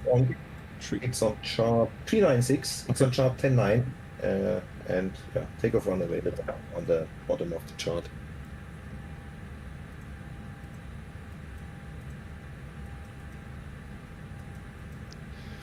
So 2,300. Delta is 2,033, so that's 267. Shift. No. Look into your takeoff performance calculation, because there the runway length is 2,429. So actually, that's a trap, because the takeoff run available in real life is shorter than what our takeoff performance tool gives us. Yeah, that's why. That's why it's probably. Well, I mean, it's probably going to be good anyways. But I think if you take the real world data, so 2,300, that's the official available from with the backtrack. Delta is 2,033. So let me have a look. I'm not sure. Yeah, so 2,033 would be the accelerated stop minimum. So yeah, something's not right. So the database here is wrong. That's why I entered 396 meters, and that gives us the correct takeoff run available at least. 396.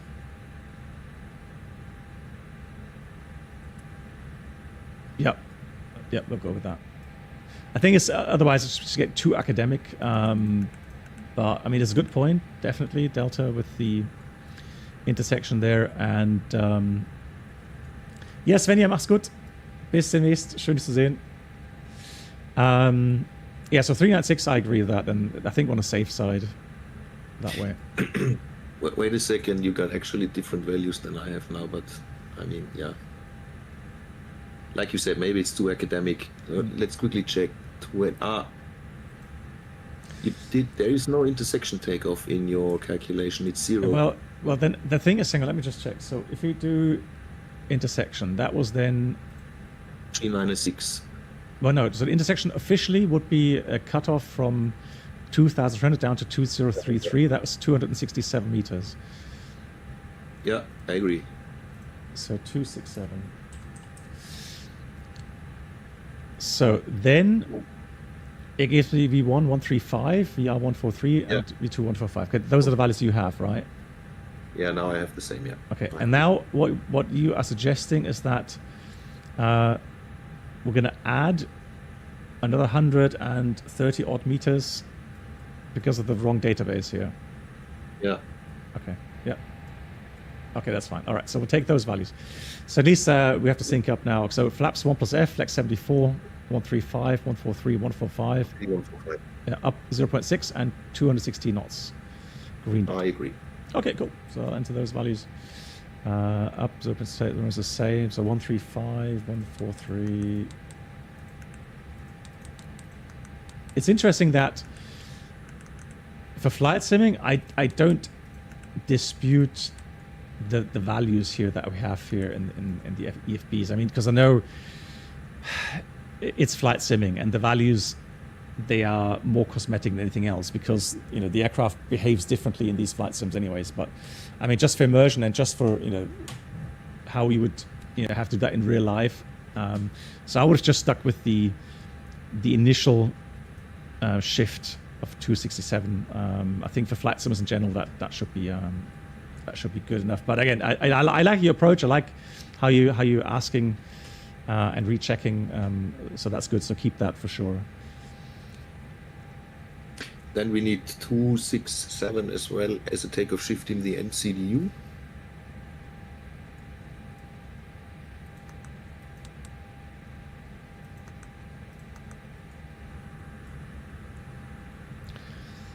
Alrighty. Here we go.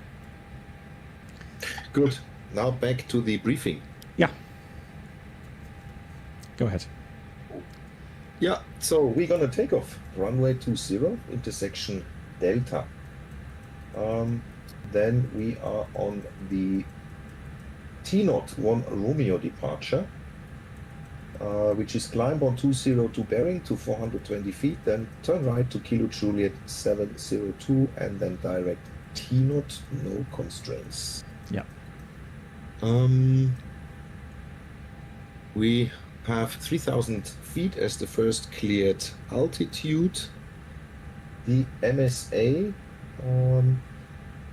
is, well, in a sector 25 miles around Alpha Juliet Oscar, 10,800 feet to the east, from a 156 bearing to a 001 bearing, and in the west it's 4,000 feet. Yeah, and extra fuel, give me a second. Yeah, we got 800 kilos and 23 minutes of extra fuel. Yeah, so I have the MSA of 4,100 in that sector that you've stated. Really? Yeah. All right. On the approach, on the departure plate or the start plate, it says sit plate. It says 4,000. But yeah. Oh, hang on, but academic. Yeah, no, but have a look at T01. So T01 from the airport. Yeah, no, but we're on a T01 Romeo departure chart, so that's the one we would use Yes. for the MSA. Scroll to the top. Here we go. You see on the top, there is another Yeah. MSA for Alpha Juliet Oscar. Yeah, but that's only within 12 miles. And it's 6,000 feet within 12. No, so I would always take the one that you have charted on your you know where you see the routing, simply because you have a visual kind of connection between your flight path and the obstacles. And then the thing is this, so I think the reason why the top version is lower is because, let's see, 156 100, yeah, because it's taken a different sector, right? So the one on the it's 140 down to 023, so it's a shorter sector. And so the other top thing is like it's taken into account obstacles which are east of that line. So again, in IRL, I would always just take the value from the flight path that you see. That's the one I would brief. Yeah, got it. Yeah, but again, you wouldn't be able to know that. So yeah, that's just as a little input from my side. Good. Thank you much for that. And so hotspots, no hotspots really. We said the Delta intersection, we be careful, but we calculated that. So the stop margin for the RTO, it gives you 159. Although it's going to be pretty tight, I think. But it's a dry runway. We got the reverse as an extra because the reverse is only calculated with wet runway. So that's on top of that. So I would be happy with those values. That's fine for me. Mm-hmm. The AOSIT is just straight out, runway track 202 to 15 miles. We have the acceleration in 1,600 feet. So we do the procedure, cleanup, climb to at least 4,000 feet. Strictly speaking, 4,100. But I think if you're visual over the water, I would be happy with 4,000. Then we would usually get radar vectors with ATC or do that ourselves, teardrop or something, and then come fly back on the ILS Zulu 02. However, in case of abnormal, we don't rush ourselves. We take the time that we need to prepare and then land with a bit of tailwind, but it's doable here. Non-standard, well, we've got good mechanics here, so they fixed the APU. So I'll start the APU now. Good people here. Wonderful. I love it. Yeah, anything special? Well, it's a night flight now. High terrain to the east of the airport. Yoda. Then east of the airport, we're at seaside, so we've got a lot of bird activity. That could be a threat. Anything else? Well, and Christian, do you see anything else? No, not really. The only thing maybe to take into consideration, we are on Unicom and there's quite some traffic, so we need to watch out for other aircraft who might not make announcements on the frequency. Yeah. But other than that... From experience. Exactly. Cool, yeah, like it. Okay, then I'd like to have the cockpit preparation checklist. Alright, gear pins and covers are removed. Check that during my airport outside check. Thank you. Fuel quantity. I see 5,000 kilograms balanced. Yeah, seat belts are still off, now on. Yep. On. The ADIRs. Enough. And Baroref. Is QNH 1015. QNH 1015. Cockpit preparation checklist completed. Thank you very much. Yeah, fasting is a threat, absolutely. My brain, it's hard to describe. Yeah. It's like brain fog. Yeah, it's hard. But okay, anyways, I'm in good hands. I can see today MAN is looking after me very nicely. So I feel very confident doing the flight.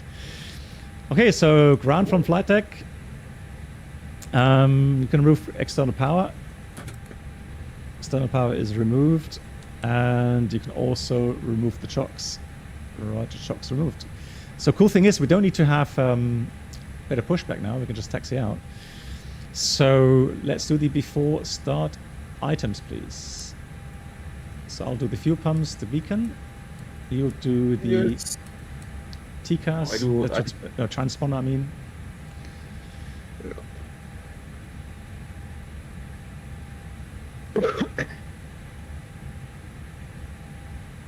Yeah, I had to fly the flight plan Voyager because it's shouting at me when it was trying to connect. It said, no, you got a wrong flight number. So yeah, flight plan is filed. It's now a pretty safe feature. Alrighty, and when you're ready, then get the before start checklist. Yeah, before start checklist, parking brakes. On. All set. Takeoff speed and thrust. Oops, I see V1 135, VR 143, V2 145, flex 73. Yeah, V1 135, VR 143, V2 145, flex 73. Windows doors. Let's have a look here. Closed. Closed. And the beacon is on. Yeah. Before start checklist completed. Thank you very much. So engine start, and we'll start engine 1 this time first.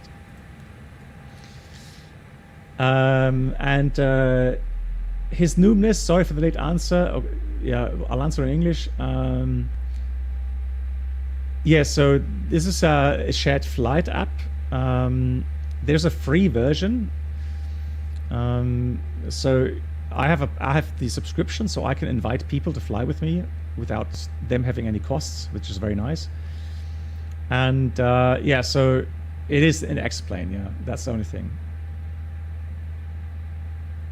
Well, Microsoft offers a similar solution with, or more basic solution with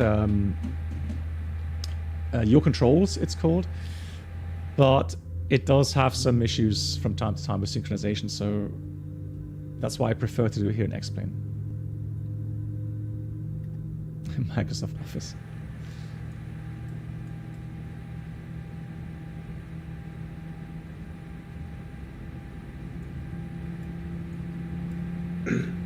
Nice sounds, really cool. Alright, start valve is now closed. Starting engine 2.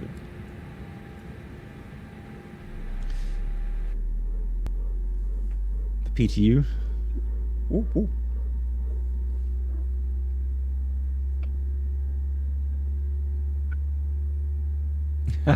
Fish cop, as if.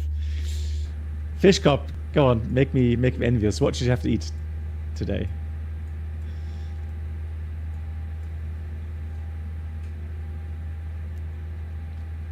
Cargo pilot, the next stream is on.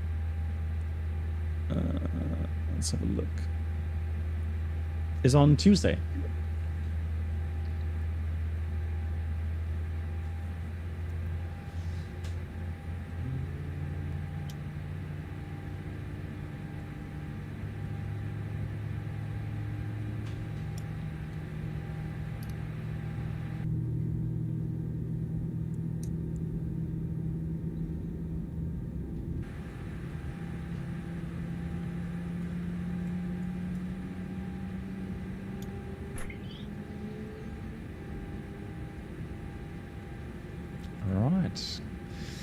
Okay, ground from flight deck, good engine start. You can disconnect and give a hand signal. Have a nice day. Bye-bye. Okay, the after start flow.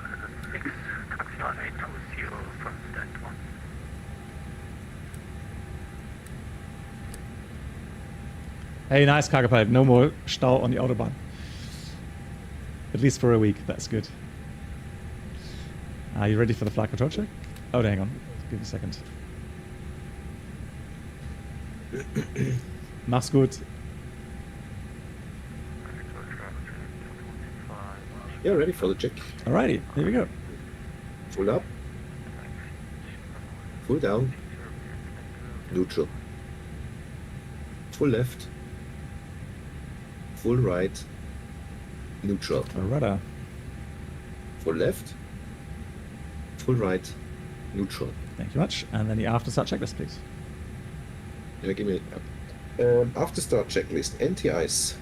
Oh yeah, sorry, we don't do the second flight control really because sometimes I'm not sure the Toliss probably does it, but there's some aircraft others that may cause issues. Yeah, so we skip the Okay, after start checklist, please. After start checklist. Anti-ice is off. ECAM status checked. Pitch trim. I see up 0.6. And rudder trim. Neutral. After start checklist completed. Thank you much. All right, so maybe you can do a call on VATSIM. That we're taxing out. No aircraft behind us. And again, give me a second.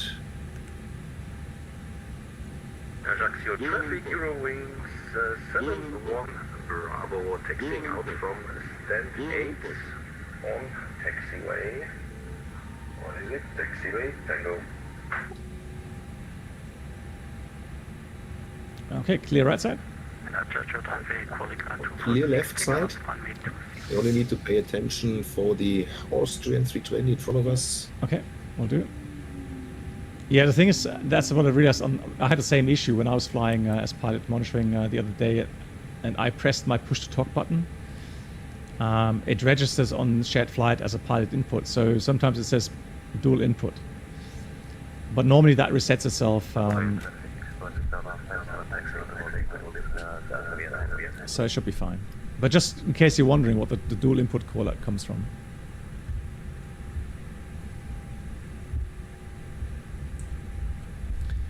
All right. Go left. Yeah. So is clear. Yeah. Left side looks good as well. It's a tight apron. Yeah.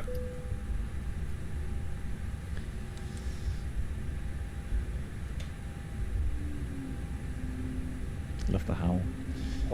You ready for the taxi checklist? Yes, please. Taxi checklist. Flight controls. Checked. Checked. Lab setting. Config 1 plus F. Config 1 plus F. Radar and predictive wind shear. On and auto. Engine mode selector. Normal. And ICA memo. Takeoff, no blue. Churchill traffic, housing card 246, airborne, climbing, flight at 180. Taxi checklist completed. Thank you much. I just need to adjust my seating position here. It's a bit too far.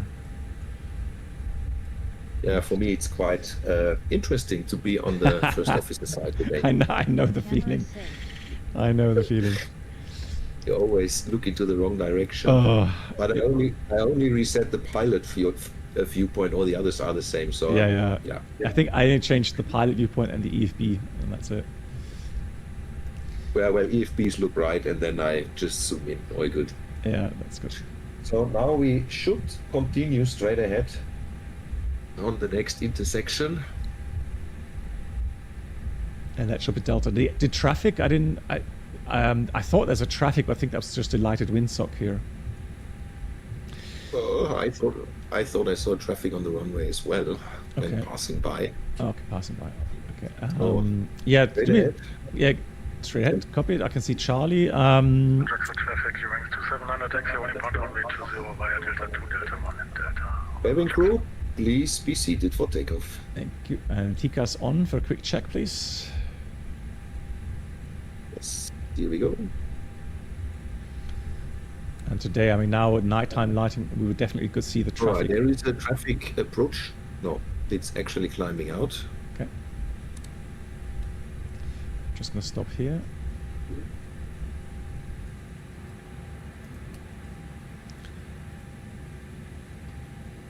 Yeah, you've got a better viewpoint from the right-hand side. Can't really see much.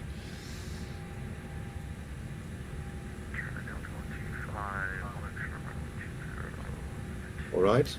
So should we line up? Then I would make the ATC call. Yes. Well, let's do the lineup checklist first, then. Yep. And let's first do the items. Okay, I'll do the lights. All right. The lineup checklist. Yes, please. Takeoff runway. Is runway 20 intersection Delta. Runway 20 intersection Delta. TCAS. TARA. And the PEX. Off. 1 and 2. Off. Lineup checklist completed. Thank you. All right. Approach sector, I can see better here, is clear. Yeah, the other side is clear as well. Aajccio traffic, Eurowings 71 Bravo lining up runway 20. Aajccio traffic. Nice. Okay. I'll also do a rolling takeoff. Yeah, go ahead.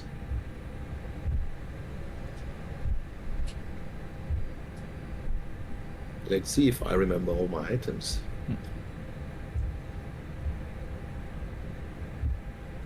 Yeah, don't forget the clock. There we go. Takeoff. Manflex 73. SRS out. Flat. NAF blue. Auto thrust blue. Checked and thrust set. Thank you. 100 knots. Checked. Good.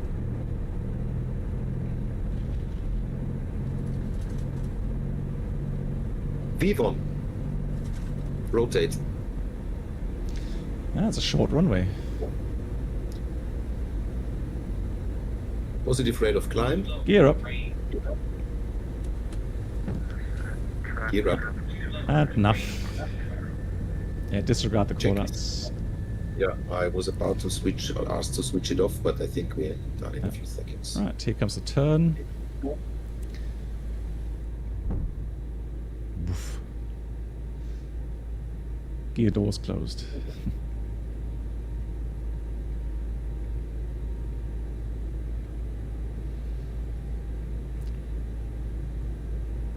You want me to turn in higher altitude? Yeah, I think we could get the cruise altitude already since there's no control. So it was 280, right? Yeah, 280. Yeah. Thank you. 28,000. Now with thrust climb, SRS climb, blue auto thrust, and 28,000. Check it. So the NADP 1 means that we reduce the thrust at 15 feet off the ground, and the acceleration is done at 3,000 feet off the ground. Here it comes to climb out blue.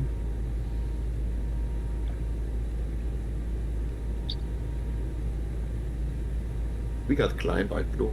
Yep, climb out blue.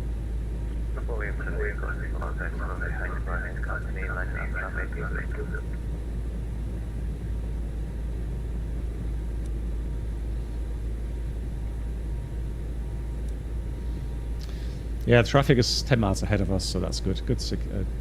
I assume he flies to Marseille as well. Flaps 0. Speed checked. Flaps 0.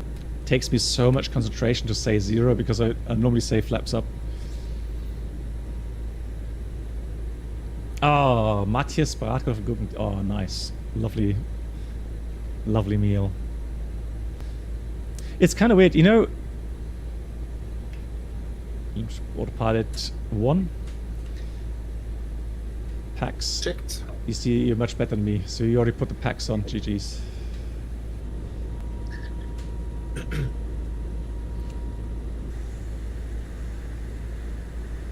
Yeah, exactly, Philip.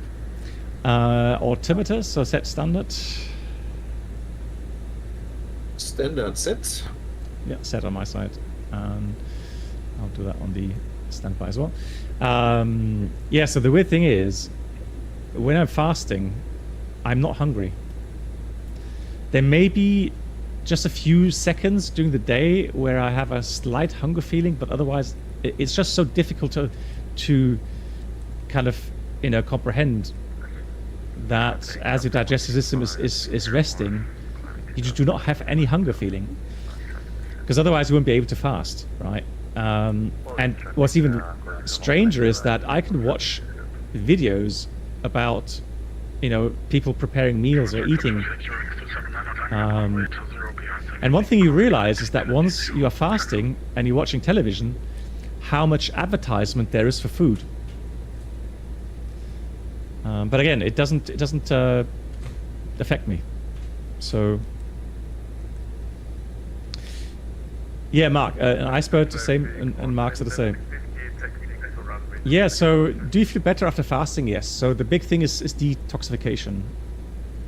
All right, 10,000 feet. Passing flight level 100 now. Yeah, so clearen, radieren, servieren, oder wie das heißt. I'll put the lights off. Right. What do you think about the cabin? Yeah, all smooth. Release. So seatbelts. Right, release the cabin. And anything you need in the MCDU? No, you can clear the RATNAV and clear the fixed infos as well, please. Yes, do that. Yeah, so one thing I've noticed is that my general feeling, so I see differences in eating and how different the digestion is, and then also it's just a general feeling where I don't know, the skin feels better. I feel rejuvenated. Some of that may just be, you know, just mentally, right? But oh, there's a traffic. He's very slow. I'll do a manual correction. Okay, I don't know why he's flying so slow. So I've got to offset here on heading, open climb. Have him inside. 5 o'clock. Yeah, we'll overtake on the right. It's always an ATR, that's why. Yeah, that makes sense. Yeah, if it's ATR.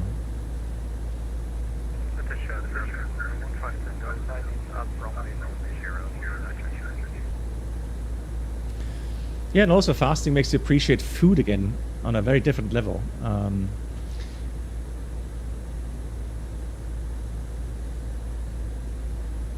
Now, if you go through all the scientific details, you know, the traffic inbound below us already descending, no factor. It's so fascinating what happens when you're fasting, what happens internally with the metabolism, with stem cell creation, with cell repair. Even proven that gray cells in the brain start building up again. So there's a lot of things that are, you know, advantageous for you know, on fasting. So, but I can say that it's not easy. Traffic is inside, turning back. So I started out with a 3-day fast, then 5-day, and the longest I did was 7. However, These days, I usually just do a 5-day fast. And the problem is that passing day 5, back on NAV, and I'll get manage climb again. So we got climb, out blue, NAV. Thank you. And so I just get a general problem with my vision. So where I'm always a little bit, so being a pilot, vision is something, sacred, right? So that's something where I get a bit nervous about. So yeah, that's why I kind of do 5 days now, and it's fine as well. It does the job. Hey, Pot, yeah. But again, I understand people saying, I can't do that, because, I mean, my wife started fasting, I think, about 20 years ago. So a long, long time ago. And I only started like 6 years ago, 5 or 6 years ago. But yeah, I do 3 fasts on average per year. And I think when I retired, I'll probably do like maybe, 2 to 3. I don't think I want to aim for 4, but it depends. It depends on how I'm feeling. If I think I can, improve again. Good. Okay, so I can already see my good old first officer is already having a look for the weather. Yeah, the 80s is also there. Oh, hang on. Moving out already. Oh, we have approach.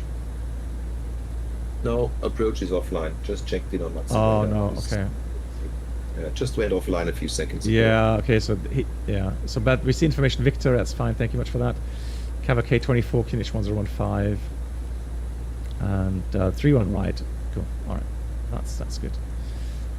So routing was already checked. I'll do the calculations for landing. 31 right. 2415, all set, right, anti-ice off. Landing weight will be around 65, let's say 65.5. Oops.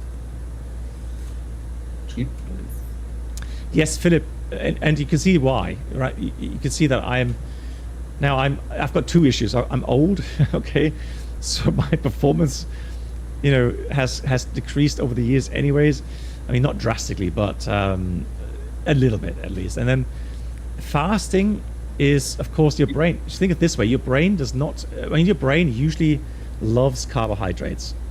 So the sugars that are easy to process give you good power. Right now, if you fast, the liver has to take in fat cells and make ketones from that.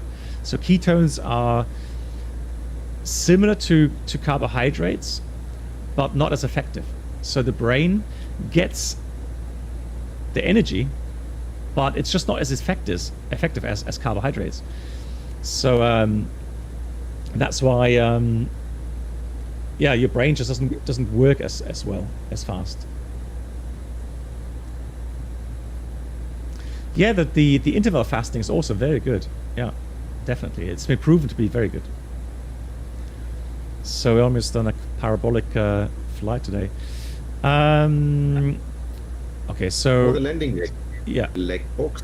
I mean, we got 4 tons of fuel on board. EFOC will be 3.4, so that's 600 kilograms. Okay. And I would actually take, and we got a gross weight of 65.7 at the moment, so I would take 65.1. Not expecting a lot of shortcuts on the arrival. Mm-hmm. Yeah, I took 65.5, but 1 is also good. The same flight then. Yeah.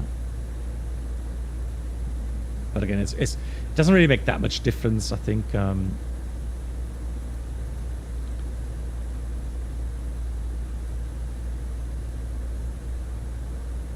So let me know when you've got the results. Oh, yeah, I got the results. Okay. So I have, with config landing, config full, auto brake low, I get a landing distance requirement of 2,244 and a margin of 547. Yeah, affirmative. Got the same. Yeah, so full definitely, because we are going to fly a fairly steep approach.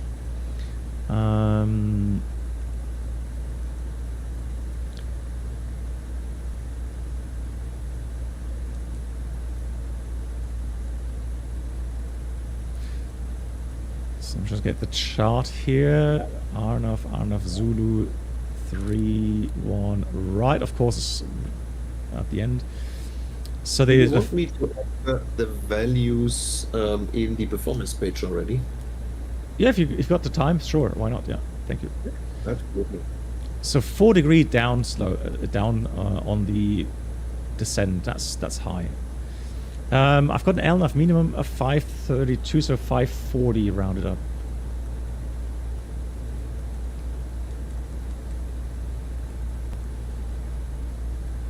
Let me know if you agree. Sorry, did you say something to me? Yeah, so I've got a minimum of 540 feet. So 532 rounded up to next 10. Charlie is 532, so we will enter 540. Yeah, I'll start. Alt cruise. Yeah, I'll enter the minimum. Hang on.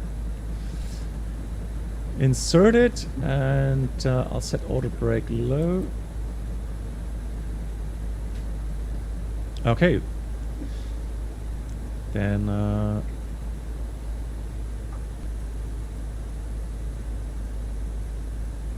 also let me know when you're ready for a briefing.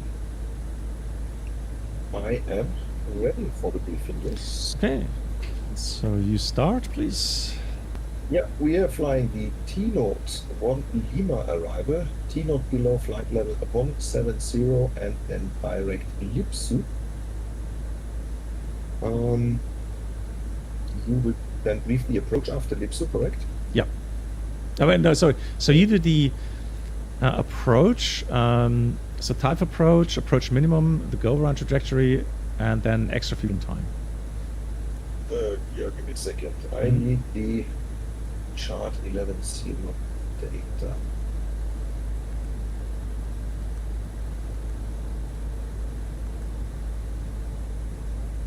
So after Lipsu, we go on tracks 26 degrees to Madra with maximum 200 knots, 4,000 feet, and then to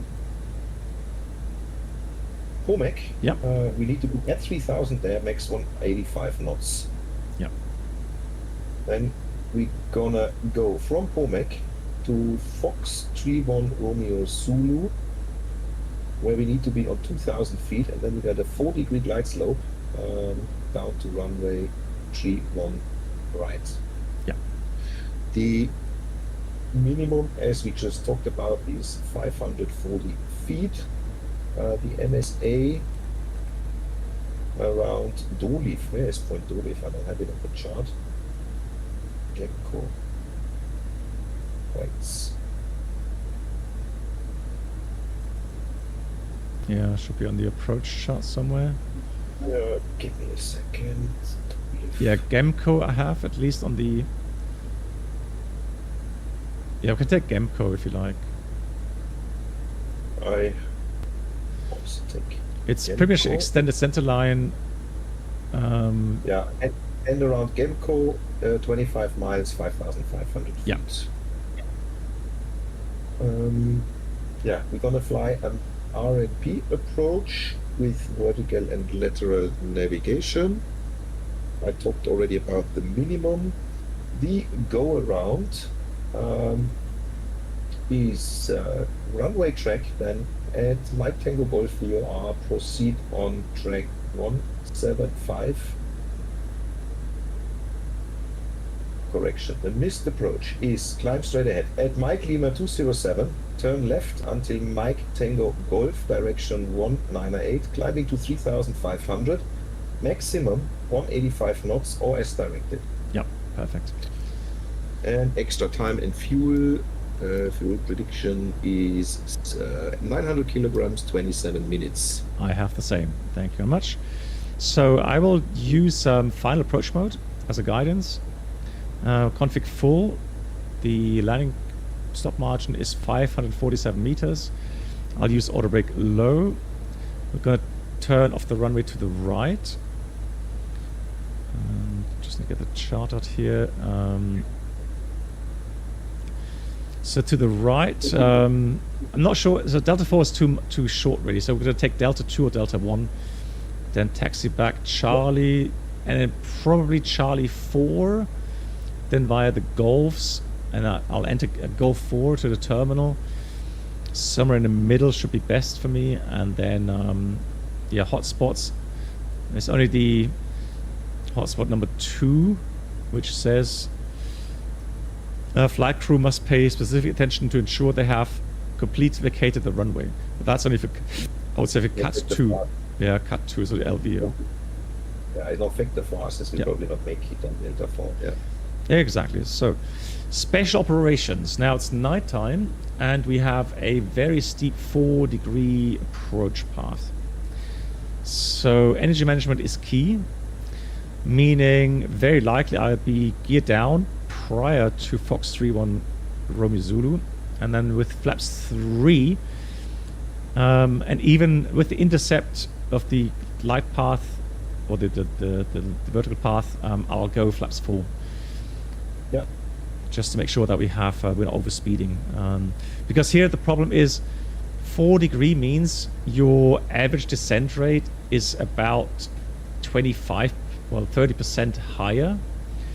So if we have to do, like, let's say 600 feet per minute, it's already 800 to 900 feet per minute that we have to just to stay on the path.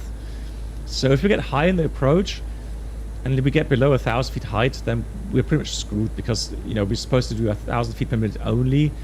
Yes, we are allowed to do a little bit more in certain cases and certain approaches, but I mean, you know, above 1,200 feet, you get these call-outs with sync rate. It's not nice. So, yeah, energy management is...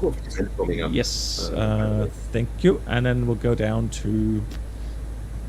yeah, let's go 170 initially, and then we'll go from there. So I've got descent Alt Blue 170. Check it. Another little threat is the terrain situation. So to the east again is very high, and there is, it's not really shown properly here, but on the chart you can see there's an obstacle at 1,147 feet, pretty much where we start with our descent. So it is definitely a ridge line.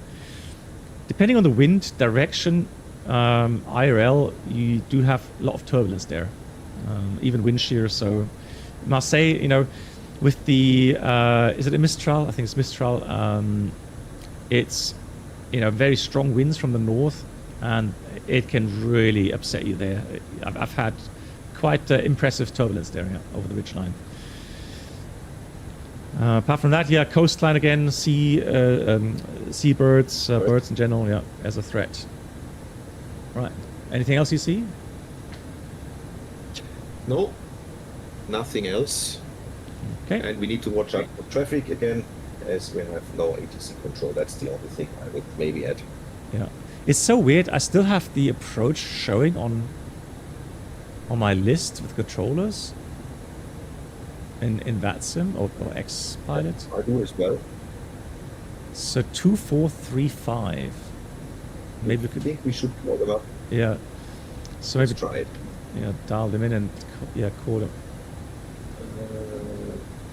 Information Victor. Yeah.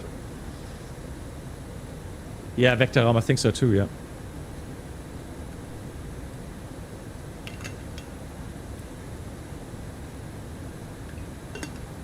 Listening in on the frequency, it's quite silent, but yeah, I'm gonna call. Yeah. Yeah.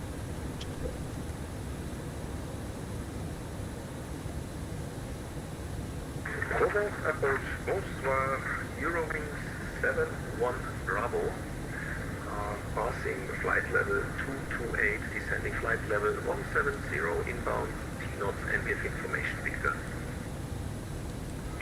Eurowings 71 Bravo, cross approach, good evening, information whiskey is current, and squawk 5601.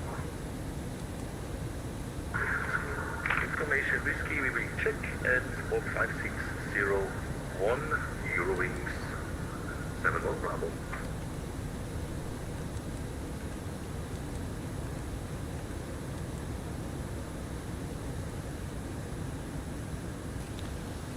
So I think then maybe we listen into Hearing 71 Bravo, identified at flight level 213. Just for information, you have no flight plan.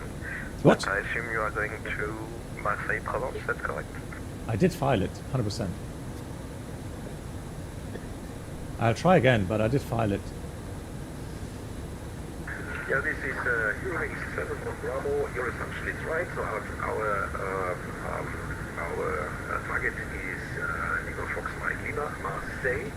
But there should be a flight plan 5. We're on a shared cockpit flight at the moment, and it's the other pilot, the observer, who has fired the flight plan. I'm not sure if that. Oh yeah, you're right. Yes, done everything. Yeah, Hearing 7 Bravo. Of course, yeah, sure. Hearing 7 on Bravo, no problem. You're cleared on the T-01 Lima arrival. Lipsu transition. Expect the RNP Zulu runway 31 Yeah, we cleared the T-01 Lima arrival, Lipsu transition, and expecting the RNP Zulu 31 right, Hearing 7 Bravo. Yep, so as briefed. 7 Bravo, that's correct. You can now route direct Madra, Mike Alpha Delta Romeo Alpha, and continue descent 4,000 feet QNH 1015. Direct Madra and continue descent 4,000 feet QNH 1015, Hearing 7 Bravo. Yeah, Madra is fine over water, so no problem. Accepting it, descent 4,000 as well is safe. Yeah. Need to take care for energy management now. I think we're getting high in the approach now. Yeah, checked. And we're on the T-01 Lima arrival. speed brakes coming out. Yeah, but it should be fine. Yeah, Matra, then Pomek is the next. Should we consider seatbelts on? Yes, please. Seatbelts on? Excellent. Then the descent, sorry, approach checklist is called here.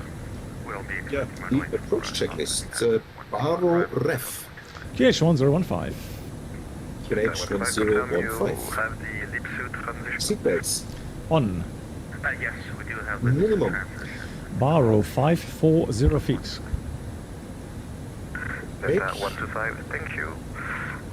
When ready, route direct Low. Madra, Mike Alpha Delta And engine Romeo mode selector. Alpha, descent Normal. 5,000 feet QNH That's the 1015. approach checklist completed, and I've just turned the GPWS. Yeah, I've turned the. Oh, I'm missing the word. I've turned the box to below. Okay, perfect. TCAS below. Okay, fantastic. Yes, yeah. So.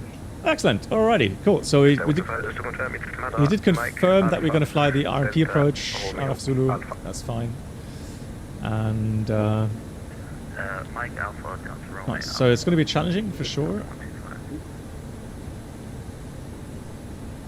Oh yeah, one thing I like to do as well is, I mean, the approach itself is challenging enough, so we may, speed brakes coming back in, we may, you know, let's say the go-around factor is a higher risk than normal, and so the procedure for go-around would be, I'm going to put the thrust division into Toga notch. I would say go around flaps. You would check the speed, make sure everything's stable, then you would go flaps 3 in this case. Yeah. And then I would call out the modes, Mantoga, whatever is set there on the FMA. And then when I've done that, you can say positive rate, and then we put the gear up. Yeah, that's copied. And pitch as directed by the flight directors. Yeah. 250. He just asked for the speed for us. Ah. Hearing 7 on Bravo, current speed is 24, correction 250 knots. Thank you. Delta 125, maintain 240 knots or less. Okay, yeah, 240 knots. Just a panel light, just a tad. It's a bit bright for me. What I will do, we have the dome lights switched on. Ah, okay, that's fine. That's better. Yeah, my eyes are going to adapt better with the darkness there. Cool. It's quite dark. Yeah, it was, how do you call it in English actually? New moon yesterday? Oh yeah, that's why. Yeah. That's nice with the stars. Nice. Okay, cool. So Madras, it says 4,000 above, 200 knots at Madras. So 20 miles to go. We've got to lose 5,000 feet, 15 miles, deceleration 5 miles. Yeah, it looks alright. I think we can do that.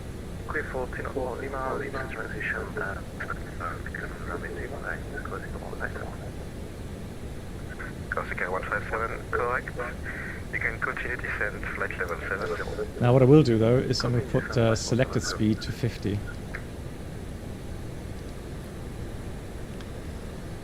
Marshall approach, good day, Connor 149, level 260, information whiskey. That's fine.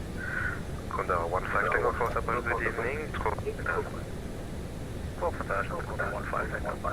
It's cool that we got approach. That's really nice. Yeah, now I know why I didn't see anything on VATSIM radar. It automatically adjusts to your height and so it should be only available below flight level 140. But yeah. Yeah, I didn't think about that. But yeah, sure. If I go observer, then yeah, you have to fight a flight plan. Yeah. Something to note down. Yeah. But on the last flight, it was no issue. I mean, I didn't file a flight plan, did you? Yeah, but I was logged on as primary. You were observer.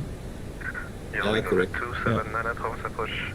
Good evening, identify. And for me, this is the first time I connected as normal, so not observer, and then it was complaining that I have the wrong call sign. And then I realized, oh, I haven't filed the flight plan yet. And then I filed the flight plan, and then when I relogged again, it was alright. It didn't complain anymore.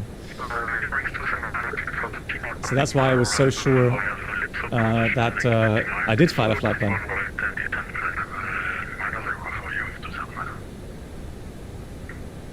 Yeah. Delta 125 minimum clean speed. The radio 2 times? Really? I think it's just one aircraft. Approach Austrian 7650, bonjour, flight level 280, information. There should just be one audio. Austrian 760. Oh no, hang on. France approach, good evening. You are a little bit far for now, I will call you back. Oh, maybe that's because of MAN. I think MAN, you're on the speakers, right? Yeah. Yeah, that's why. So you're hearing the transmission through a microphone from MAN. And that's something just for today.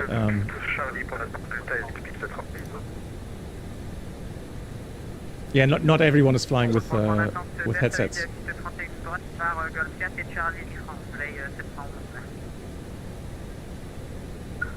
Corsica 157, Madras, Mike Alpha Delta Romeo.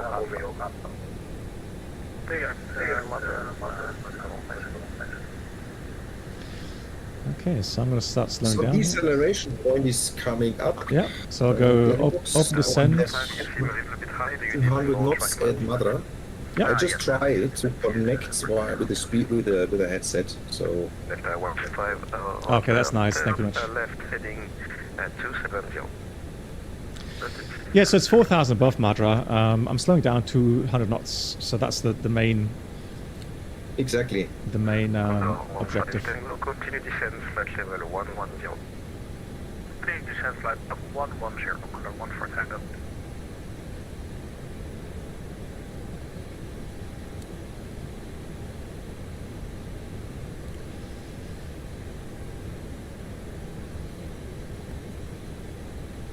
Flaps on. Speed check. Flaps on. 76 whiskey, identified flight level 274. Cleared for the T-Note 1 Lima arrival, Lipsu transition. Expect RNP runway 31 right. Continue descent flight level 1101. Cleared for the T-Note 1. I can already see the airport lighting. Interesting. The RMP 31 right. And descending flight level 110. Thank you. So the problem with the double announcement should be resolved now. Yeah, dankeschön. Thanks so much. Yeah, it should be better now, guys. Eurowings 1 Bravo, descend 3000 feet, clear RNP approach, runway 31 right. Should I request for further descent? No, he did. Next I'm waypoint not. Did you hear that? He just said descend 3000, clear the approach. Eurowings 1 Bravo, descend 3000 feet, clear RNP approach, runway 31 right. Descending 3000 feet, clear the approach, on approach 31 right, 087 on Bravo. Thank you much. Then flaps 2.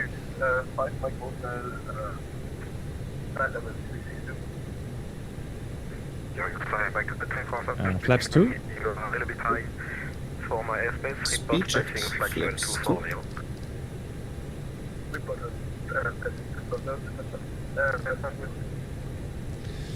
Good. So since we cleared the approach after Pushback, we can descend down to 2,000 feet, which I'm going to dial in already because we're not going to make it 3,000 Pushback anyways. 1 mile to go. Eurowings 27 speed 250 knots. Okay, so 6 miles to go. That looks good. Under 15 Tango, speed 250. There's the airport with the runways. Speed 250 knots, counter 15 Tango. Speed 250 knots. It's kind of eerie how the ridge line, you can't see that at night time, but it's just a dark area. That's all. Yeah, I know that. I've been to Marseille IRL. Oh, have you? Nice. Taking off the opposite direction, so... Nice. Okay, so let's have a look. The approach phase is active. And then we'll press approach. Oh, hang on, it's FLS. Oh no, hang on. RATNAV. Approach, performance. Final approach mode. There we go. No, all good. So now we go. Okay, now we got approach nav and final blue.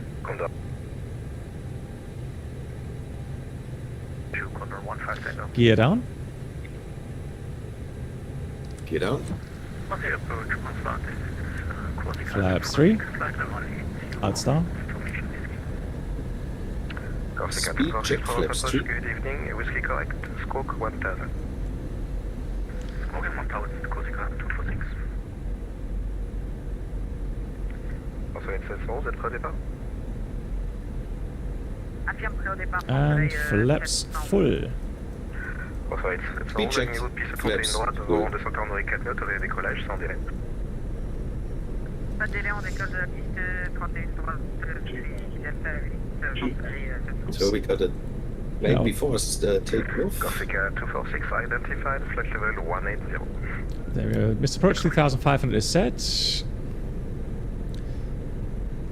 Final approach. Now let's see if the aircraft descends quickly enough now. Good, so the landing checklist, please. Landing checklist. ECAP Memo. Landing no blue. Landing checklist completed. So, and should we ask for the QNH again? Yes, oh wow, perfect. Excellent. Eurowings 7-1 Bravo, QNH please. Eurowings 7 Bravo, the QNH 1015. QNH 1015, Eurowings 7 Bravo. Nice.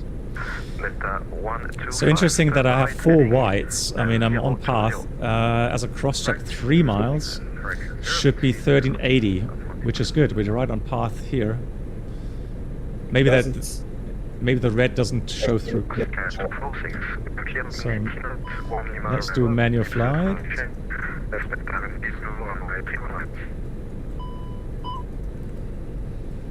Manual thrust. So light wind from the left.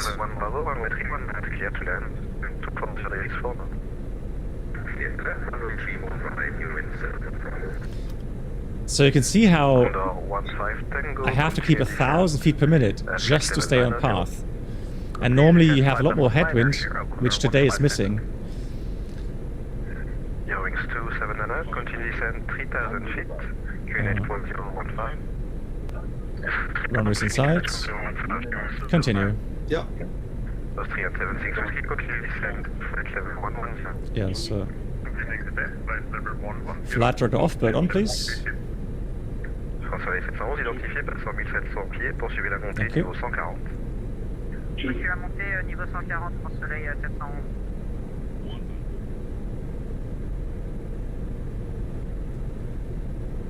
Now you're getting a bit high. Checked.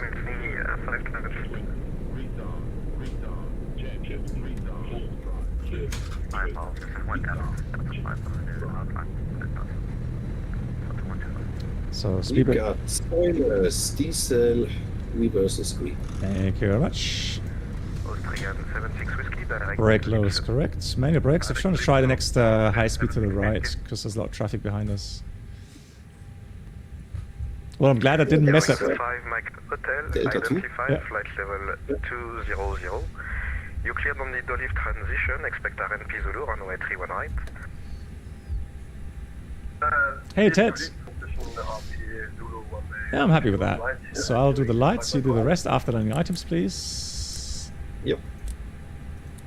You're inside Mike Hotel, that's correct. Continue descend, flight level 130. Descent flight level 130, you're inside my Cockpit. Welcome to Provence. Taxi Charlie, Delta 3, stand 10 Charlie. Taxi via Charlie, Golf 3, stand 10 Charlie, Eurowing 71 Bravo.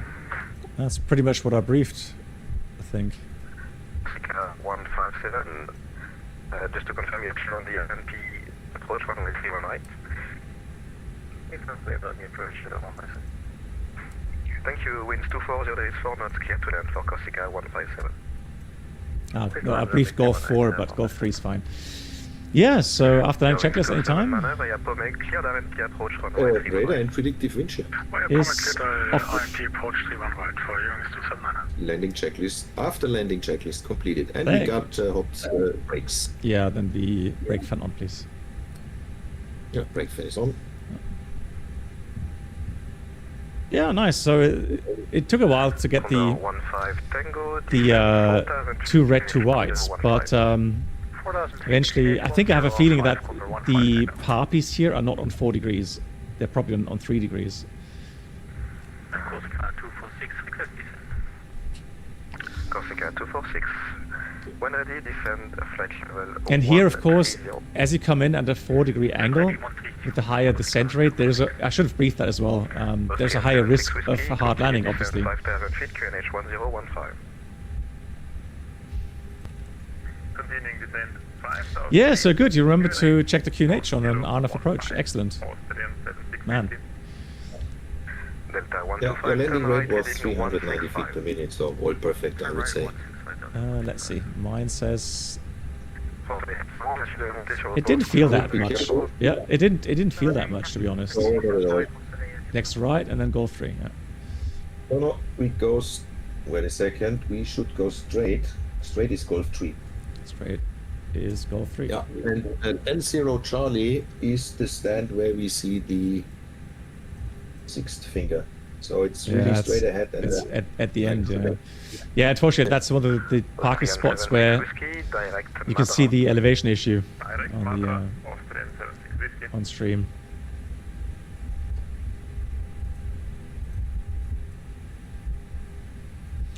So 10 Charlie, yeah, on the ground, straight ahead. You're the 5 Mike Hotel for sequencing. Turn right, heading 190. Thank you.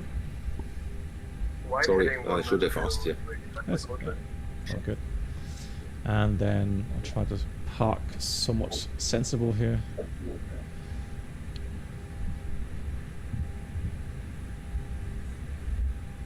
Hey, good night, Peter. Take care. Thanks for watching. Until next time. Condor 15 Tango, descend 3,000 feet via Pomek, cleared RNP approach, runway 31 right. Fire Brake is set. approach 31 right. Yeah, the 15 Tango. shutdown items. You're 5 Hotel, descend flight level 70. Descent flight level 70, you're in stand by Cockpit. Meg Egg, thank you much for watching. Happy to hear that you enjoyed it.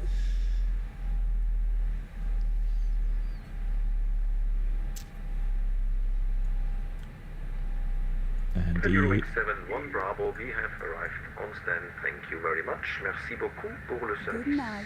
À la prochaine. Voyager, good night. Thank you very much for the training. Bye-bye. Yeah, cool. Yeah, that's a good thing to say thank you. Excellent.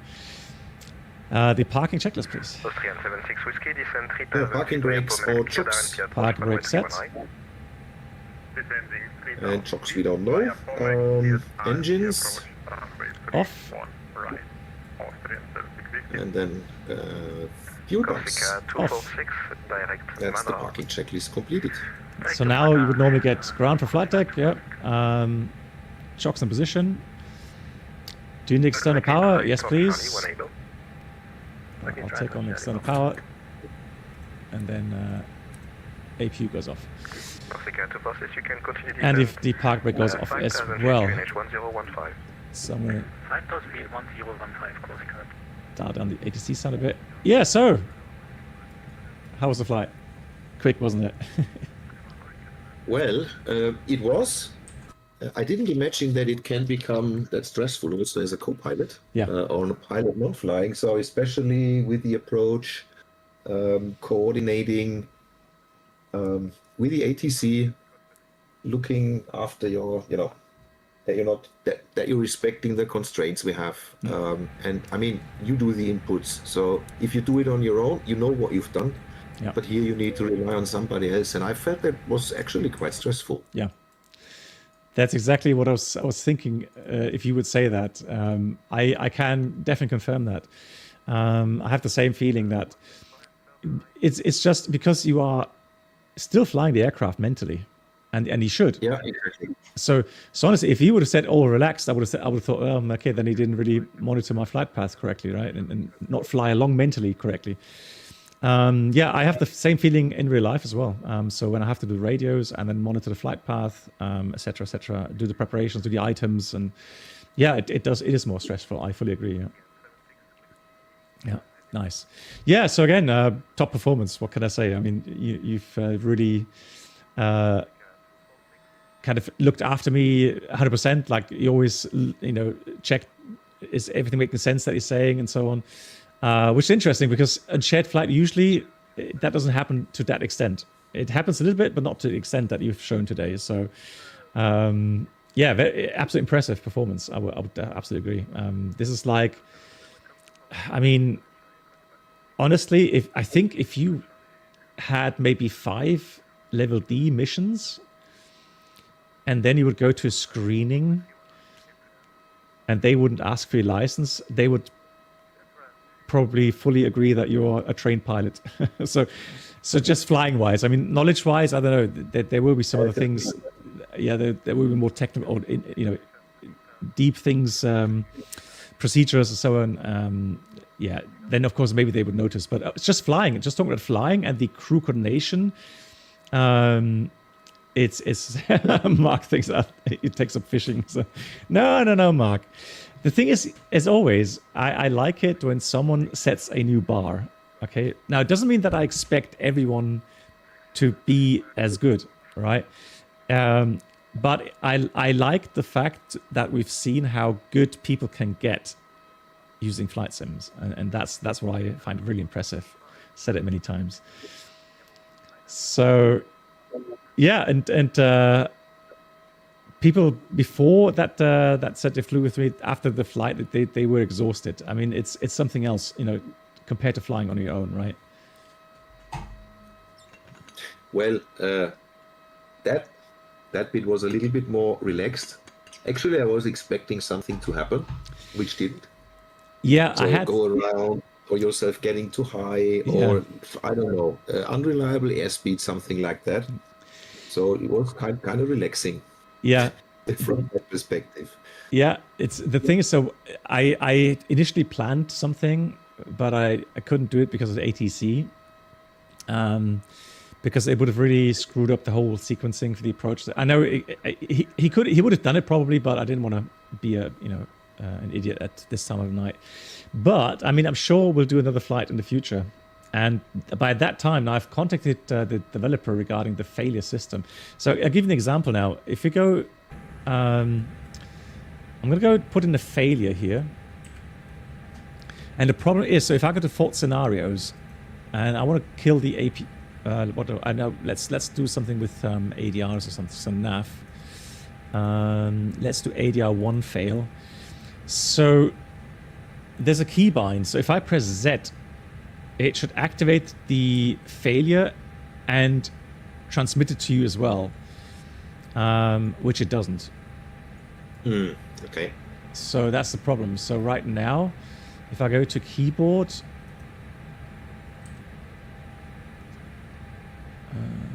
where's my, hang on, hold on.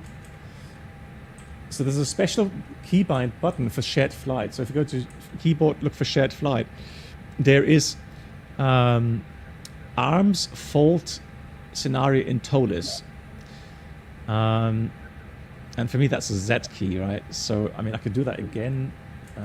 Let's do the X. Hang on, let's do the X key, for example.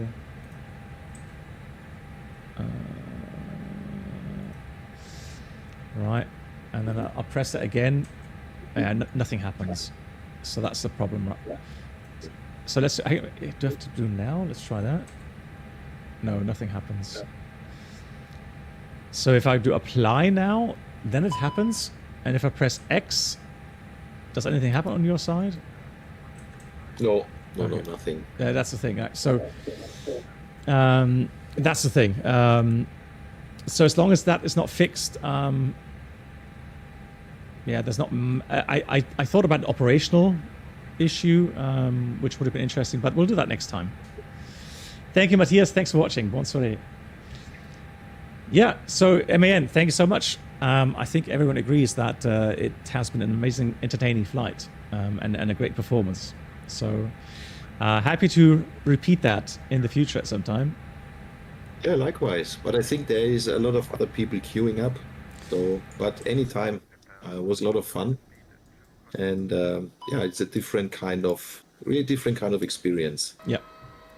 Yeah, I want to see that I can give the experience to some other people as well. But yeah, I'm sure that at some point I'll do regular shared flights now. So yeah, I don't think it's not going to take too long to do the flight. All right, guys. Thank you so much for watching. Thanks for supporting. Thank you for all the resubs that came in today. That's really kind of you guys. Thank you very much for that. And I will see you again on Tuesday.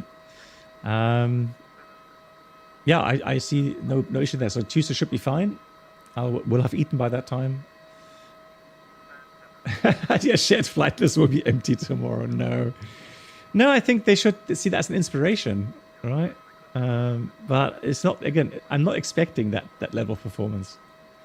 So the main thing is, there wasn't that much I could teach you today, MEN, but there was one or two things, right? So, but that's the whole thing. That's the whole idea, to be able to, you know, teach people a little bit here while flying in shared flight. Thank you, Nate. Happy that you enjoyed it. Oh, actually, shall we do the shutdown? It's overnight, so how about let's do the shutdown. Yeah. Let me see if I got. No, there is no flow patterns from you for the pilot monitoring, so I don't know who does what. Oh, let me see. Didn't I send you the so the cockpit flow? There's no. Okay. No, the cockpit flow stops with parking flow pattern. Okay. Well, then I have to add that at some point. Yeah, maybe I got stuck there. Okay. So what's happened really? It's left to right again. So over panel. So crew. Yeah, it's your. You can do that. So crew supply would be first. Well, okay, started the wrong way. Crew supply goes off. Ground control is already off. Yeah. Then we turn down all the lights. Yeah. Seatbelts, immerse, that's excellent. APU packs, packs rayon by APU leaders off. Yeah. It's all off. Then I would switch off the batteries, turn down the light, and then external power off. Yeah, and then we take we take the flashlight and read the It's called secure the aircraft, I think. Yeah, exactly. Securing the aircraft. Oxygen. Yeah, off. EMA exit light. Off. EFBs. Oh, we have a flashlight in here, don't we? Hang on, let me just check. Yeah, I don't know how. Is it? View. No. Is that Alt L or is it Alt L or Shift L? I don't know. I mean, I was not flying for a long time on X-Plane 11. Yeah. Just restarted when we arranged the shared cockpit flight. Yeah. But I'm really enjoying it. Yeah. Excellent. Again. EFBs, let's consider them off, and batteries off. That's the securing aircraft checklist completed. Excellent. Once again, thank you very much. Big round of applause. Well done. Yeah. Thank you for dragging me along. No, it's a pleasure. It's like I said, I enjoy these shared flights because again, it's just I want to get people into shared flight, have them, experience this concept, and hopefully it catches on over time. Because I think the more people demand shared flight, the more likely the add-on makers or Asobo will implement that at some point into their sims.